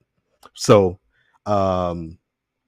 that's what happened. So here's the part, Anton, where on July 22nd, Bishop joined Miss Anderson and Rashid on a call. Channel and the chat for thank people you. to be able to subscribe to your channel too. Oh, I appreciate that, Anton. So remember, this lady just started attending church in July. Look, she's pulling out $100,000 out of her IRA account. Okay, and she put it in her personal checking account. She wasn't scared. What's going on with her? I mean, you trust your bishop, I guess. No, I don't listen. I don't even trust. Bro. Right. Yeah, well, she trusted her bishop. And think about it. Your son introduced you to this bishop. You attended the church, hooping and hollering every week. Your son said, look, he's good. He helped me. He helped, the son get a place. So it's a lot of grooming here. A lot of grooming, thanks to the son and thanks to the church and whatever environment they have there. That's crazy. That is absolutely insane. And so after she moved that money, that was July 22nd. 5 days later, Miss Anderson and the bishop got on the phone with a Mr. Kaplan, who is a loan officer. Okay. He's trying to set up and get a loan. And Mr. Kaplan said, based on your low credit score, you can't get a house. Okay. Wonder what her credit score was. Yeah. So it was too low to even qualify for a house. I mean, with FHA, I mean, you can go into the 580s. Yeah, you can. You ain't even got to have a decent. So, and with that kind of money, 3% down. So she could have 3% down. She could have gotten $1 million house. She ain't had to pull out 100,000. She could have just pulled out. Yeah, a few $3,000, $6,000. $6,000. Right, exactly. So, yeah, that's strange. So that loan officer said you can't get a house. Then July, a few months passed. This money's still sitting in her account. October, the bishop was like, let me try her again. Let me put you on the phone with Mr. Carson over here at the Federal Savings Bank. He was the vice president. So Bishop has those connections. Well, he said he got his own firm, right? He had a mortgage, real estate company. He did. I think that was before he went to prison. He had that. Now it says that on his website, he says that he was Mhm. illegally convicted and that he did 6 years and then it was eventually overturned. Does that mean that he didn't do the crime, or does that mean that it was some kind of discrepancy? I'm wondering. It's regarding a discrepancy, and a discrepancy, according to his interview with Tasha K, was that certain evidence was not turned over, et cetera, and certain evidence uh, was introduced that wasn't properly transferred from New Jersey to New York. I haven't That's vetted, insane. yeah, I haven't vetted that. I mean, obviously he's out of jail. I don't know if he served the full time, and this is He just did 6 talking years of points. 11 and a half to 30 something, I think. That's what it Okay, said on his website. okay, so I mean, he's but it's with claiming his website, so he can say whatever you want to say, right, technically. yeah, so he's claiming that, but I'm going to look into that, and I can certainly get to the bottom of that if he's out on good time served, or if he's out on some technicality, like he's saying, where the conviction is going to be overturned. Because the way he's describing it, as if his felony record is about to be cleaned up, because of this technicality. Yeah, Now he's never said he never did any of these crimes. All he said was that the allegations where he used people's identity, all the applications were denied. Now, when you say they were denied, that seems like you have information that you tried, but it just didn't work. agreed. But you still tried to rob the bank. You just wasn't any money in there. So I'm not saying The you did thing that. about it though, like let's just say $90,000, right? Let's Okay. say as an individual 90,000. Hmm. If you getting it how he's saying he getting it, and he got the Rolls Royce, and he rocking the Gucci suits, and he wearing between $400,000 and $1,000,000 in jewelry, right? Hmm. Hmm. If you getting it like that, $90,000 ain't worth my reputation. Anton, it's really not. It's He not could, even no money. he would have been better off saying, you know what, here's your money back to avoid this. This is going to cost him his whole reputation about this church robbery. I think was turned on this fraud case. You taking $90,000 from a lady Mm-hmm. and won't give it back, talking about it's a donation when clearly it's not. So you're right. He would have been better off just giving this lady her money back. He could sell one of those bracelets and get the lady her money back. Or That ain't if even worth no money, bro. That you ain't should no have that in money. your account though. If you're $90,000. It's not a lot of money. He should have that liquid to say, you know what, lady, here's your money back. I mean, I know Sign it's it. a lot of money to a normal everyday person, No, right? but But this is we not a talking normal person. about allegedly, supposedly he ran a drop top Rolls Royce, right? He wearing all of the biggest suits. He got over 400 to $1,000,000 in jewelry. Yo, I listen. If a woman says, because apparently he the one that made the pitch, allegedly, Mhm, right? mhm. If somebody come up to me and they say, because people say stuff to me all the time, Anton, what can I do for you or whatever? First thing I say to him is, yo, you need to do what's best for you. Right. I need you to do what's in your best interest. The question is, what can I do for you? You calling me for help, I may have helped you in a particular situation or gave you some good advice or help you negotiate a package or maybe you doubled your income or whatever like that. That's the reason why we here. Why would I take money from you? You don't Right. have the type of money to be able to even invest with me. Right. You know what I'm And saying? I'm teaching people what they need to do with their money by putting my own money up and showing them I don't want money from you. I'm going to use my own money to show you. right. Why would I take money from somebody? Especially in a position of being a bishop or anything like any leadership position. Why would you take money from somebody unless they partner in what you want to do? I've done I deals with people, investing with people, and the deal didn't work out because they wanted to be a part of the deal, and I gave them their money back. Even though I took the L, I gave them them. I can call somebody right now on the phone and say, yeah, Anton, they gave me my money back because the deal didn't work out. Literally, I can call somebody right now. I should do it. I should right. just do it right now. You know me, I'm good with the receipts. I'll call somebody right now and be like, yo, when the deal didn't work out and this particular deal failed, how much money did you get back? How much of your money did you get back? Well, you know what, Anton, I'm never one to. I don't play no games, man. I don't play when it comes to money. I don't owe nobody nothing. Not one person. No, I don't mind the receipts, bro. All right.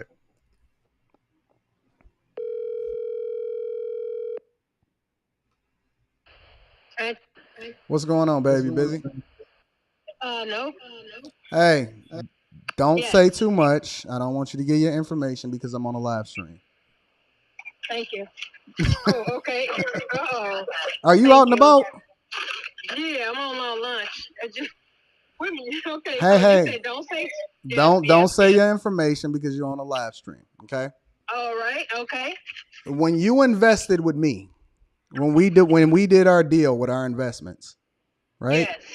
And it Yes. didn't work out. Yes. And we wind up losing in the deal as far as like it didn't go through and all of that. And then we had put up a bunch of money. What Okay. percentage of your money did I pay you back? 100%. How much did I pay you back? I can say that much. No, don't say the amount because it's a lot. No, I said No, 100%. am I not the most stand-up business dude that you've ever met in your entire life? Yes, you are.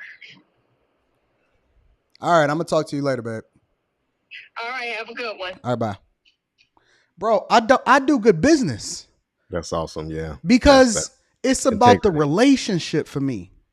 And Mhm. here's the thing. I never even needed them to come into the deal anyway. They called me and was like, Anton, I heard you doing a deal. I want to do the deal with you. And I'm like, nah, I don't want to do that. You know what I'm saying? It ain't like, no. I want to do the deal. When the deal fell off and everything fucked up. Now, I lost a whole lot of money on the deal.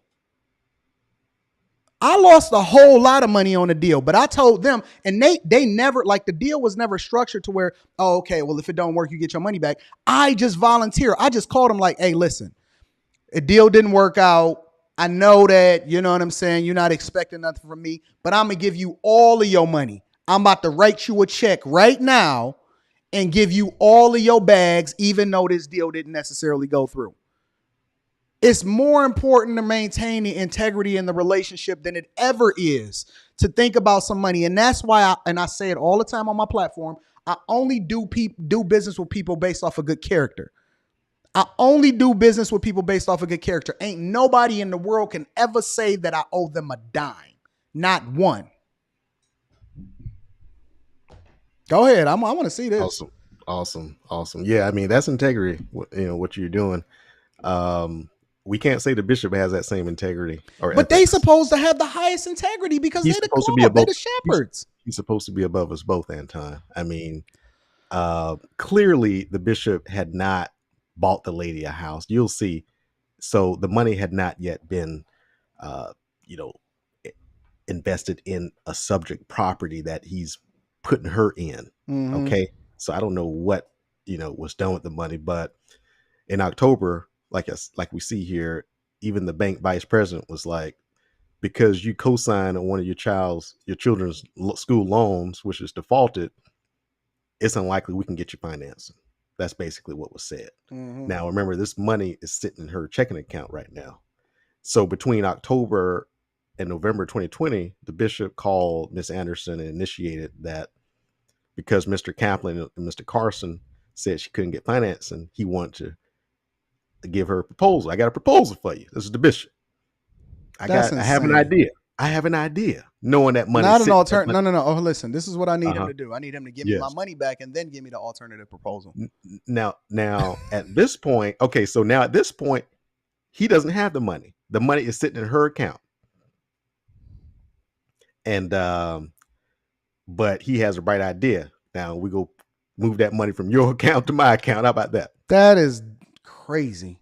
So listen to this, and I want everyone to really understand what the proposal is. Okay, just think about it. You took your life savings out, moved it to your checking account. It's sitting there, and your credit's bad. You can't get finance, and this is what the bishop proposed. The bishop allegedly proposed that Miss Anderson invest her money into his company, Lamor Whitehead Inc. And the bishop offered to use the money to purchase a home for her. Okay, to purchase a home. Wait. For How her. does that work? I want to know too. I want to know too. So give me the money. Get the bishop. Bishop allegedly says, "Give me the money. I'll purchase a home for you. I'll make needed repairs to the property so it will be inhabitable." So she ain't lying. Okay, and then look at this. I'm gonna return any unused portion. Anton, I know. I don't know where understand. you So are. who owns the home after he buys the home for her is what I'm trying to understand. Okay. And how does well, he make money off the deal? That's my question. But how do you have change left over For and buying a house fixing and renovating it? fixing it up, and I'm gonna return what's left over? What sense does that make? Oh Anton? my gosh. Talk about too good to be true. You know what? mean- Honestly, I be listening to, like, I be reading these stories about how, like, Mhm. people be getting scammed out of, like, phone calls, and they be sending over their entire check to some Nigerian king or some crap like that, right? And I be thinking to myself, who's crazy enough to deal with that, to do that? Sure. I'm witnessing it in real time. Mm. This Okay. is insane. So this is insane. Okay, so here's how it ends. So Miss Anderson expressed reservations. Duh. You gonna take my money and do all this stuff? You gonna get me a house, fix it up, and give me the change back? But so she expressed reservations because she had no other income. So you have $100,000 in life savings, but you have no other income to support herself. So she didn't have a job? That I don't know. That's strange. So why are we talking about income when you pull this out your life savings IRA account? That's not even an account that you use to support your daily living. If you got to pull it out of your life, wait. If she's pulling out of her retirement account, then that means that she gonna get hit with penalties for pulling it out. Sure. Which means that she's taking an L on all sides because she's getting taxed. She's getting hit with the early withdrawal penalties. She's not old enough to even draw from it at all, and so she getting killed. Right.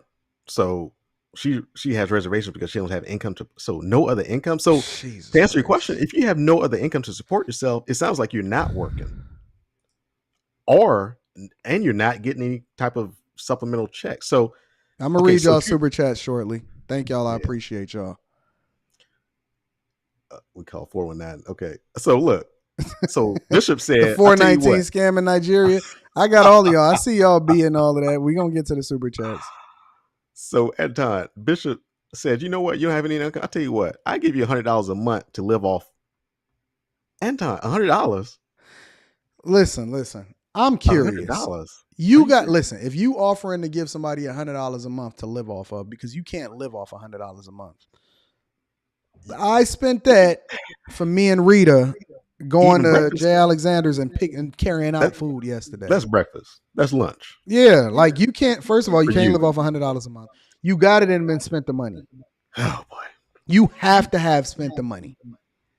Because the only time that you hear somebody say alternate proposals, right, is either A, when they never had good intentions in the first place, or B, they spent the money. They spent the money. Why not just wash your hands of it and say, here, fam, here's your money back?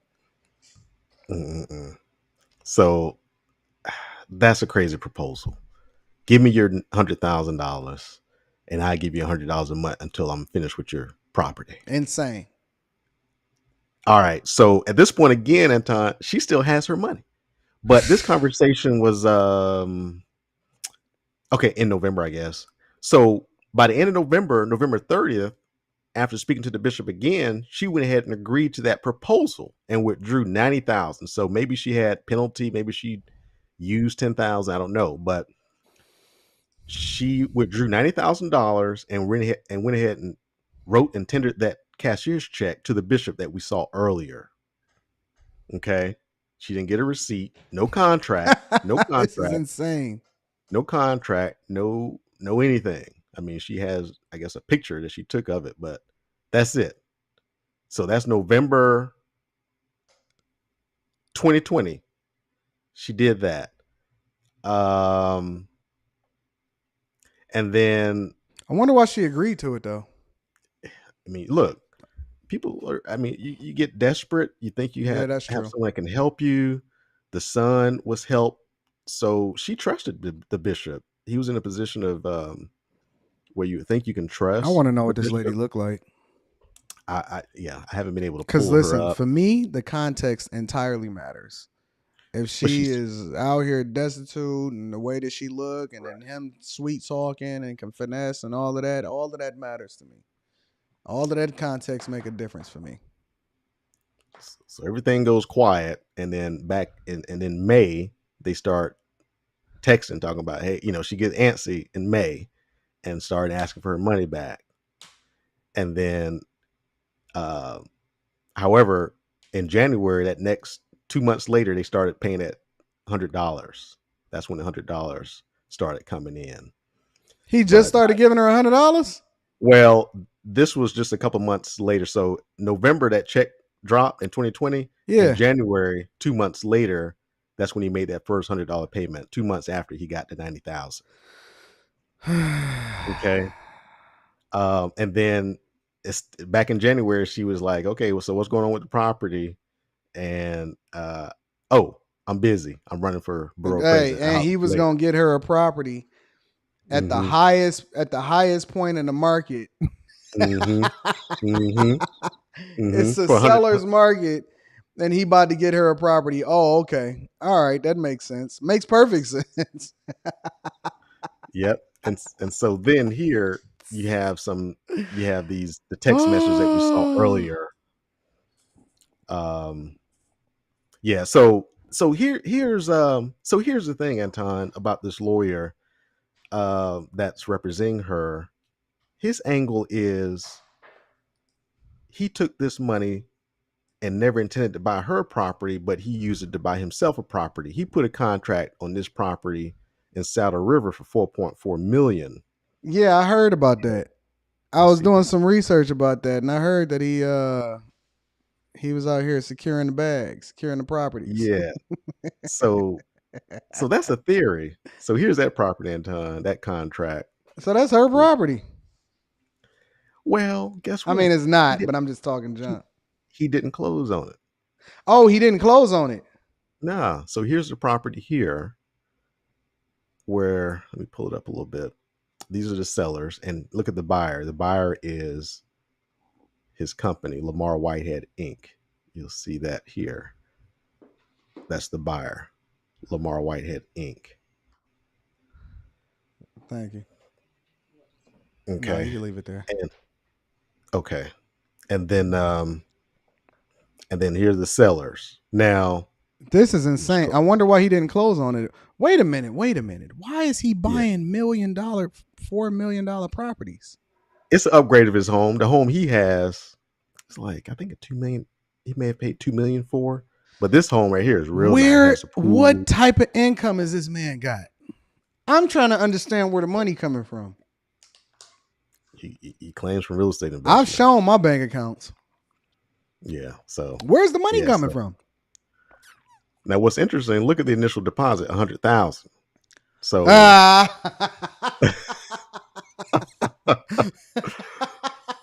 so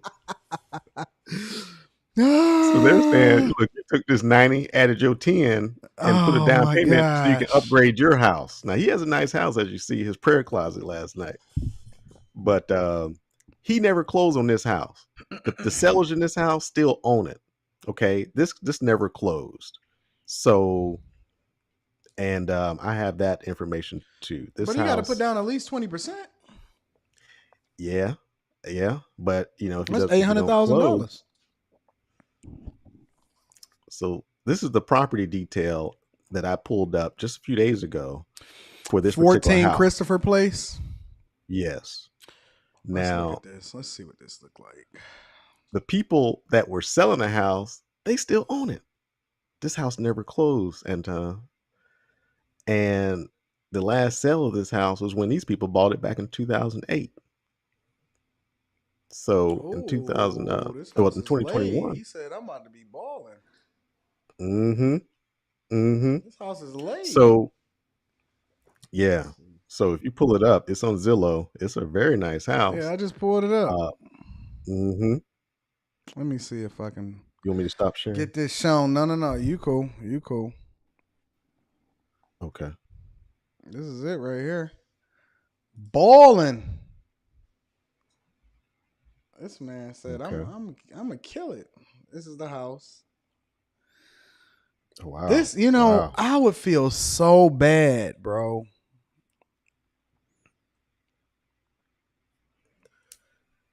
Beautiful. Wow. This man living. He probably gonna pay that in property. Oh, wait. He said, I'm gonna pay that in property taxes. But he never got the house. Got a gym. He tried. It's nice.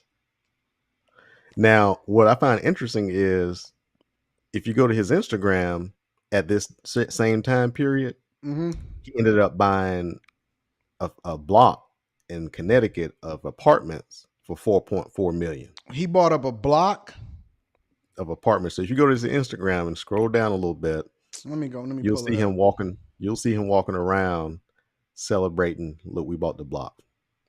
And so it looks like this deal fell through, and then he bought this other deal. So the other deal actually went through. Yeah, where he bought up the block in Connecticut. It looks like New York, but it's apparently these are some apartments in Connecticut. See what you got popping out here in these streets. Play that. It's a cool. Let me see. Say what we got popping out here in these streets. What's up with these Brooklyn dudes, man? Hey, he's a hustler. I'm sorry, he's really a hustler. Is this the? So scroll right down. Yep, that's him. Now scroll down. Let's see if I can show you that post.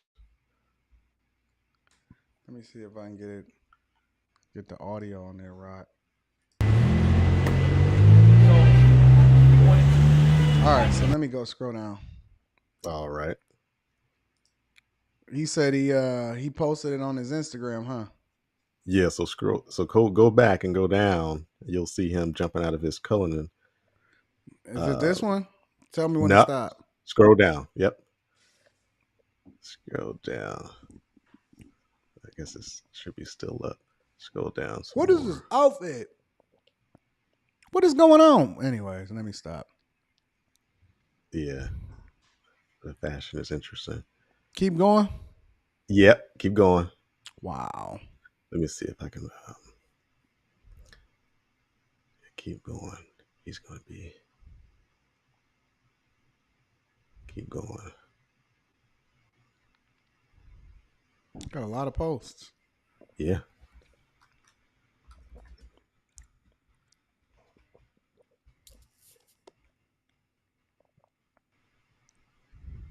Is that the baby? Oh, not the baby.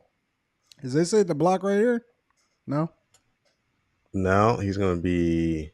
You're going to see some apartments. Okay, scroll down a little bit more. Okay. More? Where you see the buildings, that might have been it. Is this it right here? Okay, where he's parked in the snow. You see where the car parked? Right here? Where you see his truck parked in the snow, it's one of those. Let me yeah, maybe that one. Yeah. Look. What's the date? Is he January? Fixing everything up. It snowed, man, so we're trying to make sure that the ice and everything is taken care of. But look, I just want to say this to y'all. God is amazing. God is good. And I need y'all to understand that real estate is the best way, right? I'm going to be teaching real estate classes. I'm going to be sending all the information out. Y'all follow me. The bishop for half a block. Look, y'all walk down. We're going to walk a little bit. We're going to walk a little bit. Remember, he got that check November 2020. And now this is January 2021. It goes on and on and on. It goes on and on and on and on. I'm sitting over here. It goes on and on. It goes on and on and on. This is how long the block is, right? Love you guys, the love of Jesus. I'm Bishop Lamor Whitehead. Stay tuned. You know the worst part about this whole thing is inside the Whitehead Estates. I'm gonna be honest with you. What the worst part about this whole thing? We're gonna go is. inside the Whitehead Estates. We're gonna go outside. We're about to do everything. The worst part about this whole situation. Hold on, let me pull this out. The worst part about this whole thing is he do it and then he throw God's name behind it. And this is one of the reasons why people don't like church. Mm-hmm. It's one of the reasons why people don't believe, or none of that, bro. Is because the people that get the most credit are the ones that finesse the most, man. And Right. then, you and I got to come by and we got to show receipts, right? I got to show my fucking bank account. I got to show my daughter, my wife. You know what I'm saying? Like, I got to take the people through the process. I got to, as people call. And it's insane because we've created an environment, or the people that get celebrated the most has created an environment that is the worst for people, which is the thing that people are attracted to the most. And it's unfortunate. Right. Right. So this lady pulled her life savings, gave it to him in That's November. insane. January, he's out shopping, buying the block. So he didn't close on that house. Now, the lawyer, by the time he filed his complaint, he could have looked up and saw that he didn't close on the house, but the lawyer didn't. It took me 5 minutes to figure that out. Well, that's the first thing that you do is you go and check out their social media and you pull up the documents. Right. I jumped on his live and I pulled up where the church was and everything. Exactly. So the whole theory that they're basing their whole case on he took the money and used it to buy this house. That's not true. Okay. Now, maybe you can fix that and say he went out and used it to buy these apartments, but the lawyer didn't do that. And I tried to correct him on that. Also, the lawyer said it's a campaign donation. He didn't say it was a campaign donation. He said there's no agreement. So it's but a that was donation. made out to his That's company, though. It's not just campaign. A campaign would be a nonprofit company. Right. Or a campaign. So the lawyer's just sloppy. Let's actually, we can pull him up too. Next, they're saying breach of contract, but there's no contract. The case is, not, going to be won on theories that are just sort of out there. Man, he must have called Better Call Saul. She must have called Better Call Saul or something, man. Right. I don't know what she was thinking. Right. Let me see if I can give you the link to the this is insane. The attorney. But at the end of the day, when you default and when you don't answer a lawsuit, so the bishop was served, his company was served a copy of the lawsuit, and they had 30 days to answer it. They didn't answer. They were served, I think, August for the bishop, and October 15th for the company. What is the process for getting a default judgment? So the process is you have to file a motion for a default judgment. I have a copy of the motion that was filed, and the court has to basically allow you to get a default against them, a default judgment. Now, here's the thing: when it's for an amount that's not certain, like this, we have a certain amount, 90,000, but we have all these other punitive damages. You have to have what's called an inquest. So you have to ask the court to allow you to come in to prove the amount of your damages. Right. And so that's what they did. I'm going to share that. I can share that with you again, showing those documents for people that like to see. I know, like you said, we have to show receipts here. We can't just talk. It's unfortunate that it has come to this. Yeah. So I'm gonna share the document. This is so they filed the motion back on February of this year, and this is the motion. Now, so the process is you file this motion and you have to file proof that you serve the defendants, they didn't answer, and you have to also say that your case is one that should be won. Okay, so this is the motion. This is an affidavit by Miss Anderson's attorney, Peter Rivera. Now, this is where he starts making mistakes, where he's filing this whole it's an affirmation. It's like an affidavit by an attorney, but he's trying to make legal arguments within this, and you can't swear to legal arguments. So I all the time I end up objecting to and striking these types of things in court when lawyers try to do this. You can't do that. He could have written a memorandum that would have walked the court through how they should look at the case and how they should allow this lady to get her judgment. Okay. But he's doing it within this affirmation. I think that's a mistake at the end of the day. And then also Miss Anderson wrote an affirmation, an affidavit, that is. And so let's pull that up. This is what she's saying. She's basically just going to repeat what was going on in the case here. She doesn't really describe anything new.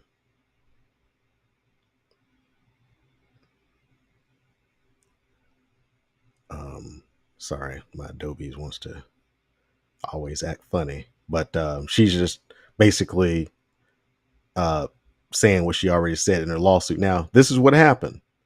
The lawyer did not serve a copy of the motion for default judgment on the bishop and his company. And so this is what the judge said. And this just came out Friday. She signed it on the 27th, but it just got published on the 29th on Friday. It is ordered that plaintiff's motion for default judgment is denied.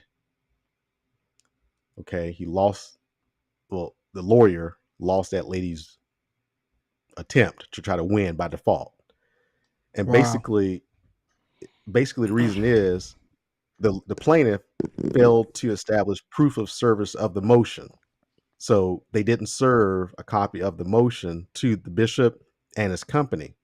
And so the judge said, you know what? No, it's denied. So just small mistakes That's so that the lawyer's stupid. making. That sounds like negligence on the lawyer's part. Yeah, just small mistakes. Dude is like almost look, incompetent, bro. I don't understand it. Yep. Let me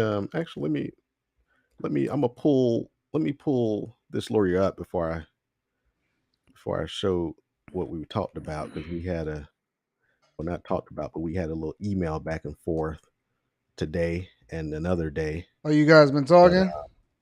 Yeah, I was trying to offer a little assistance to the fella to get this thing wrapped up, but he wasn't trying to hear that. Let's see, Richter. Let me pull up this lawyer.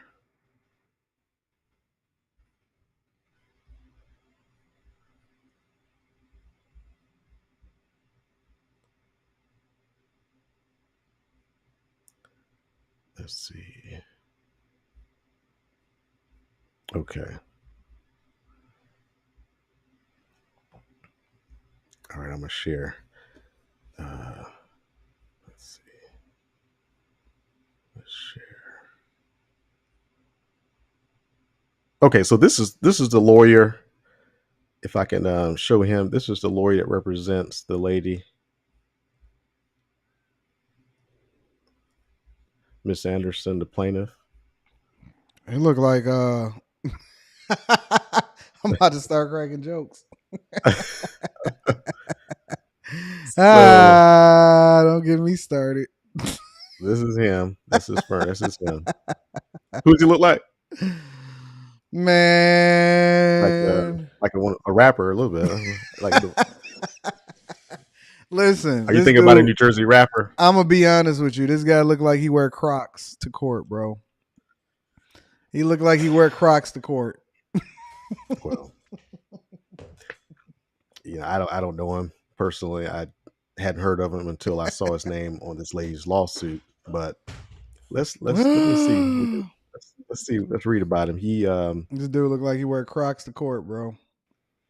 He has experience in commercial and real property litigation, real estate transactions, affordable housing, community development. Mr. Rivera has represented real estate developers, not-for-profit organizations, small businesses, individuals in actional and litigation matters. All right. Well, I can see how she would think. Okay, anybody can write that. Real estate. Okay. Mr. Rivera previously served as CEO of a mid-sized not-for-profit, provides shelter and housing to homeless families in New York. He's guest lectured in academic settings, has been a panelist on various forums in the landlord-tenant surrogates court. Mr. Rivera has also been a business law adjunct professor at the City of New York Bronx Community College. He holds a JD from St. John's, certificate, NYU in real estate. Okay, well, Let's see his education. Anton is St. John's. Okay. He's admitted to practice in the state court and the federal court. And okay, so here's his concentrations. Okay, what language do you speak? Spanish. Oh, he speaks Spanish. So I mean, okay, this is her lawyer. I just wanted to show you. This is insane. That's what it is. Who's representing her, and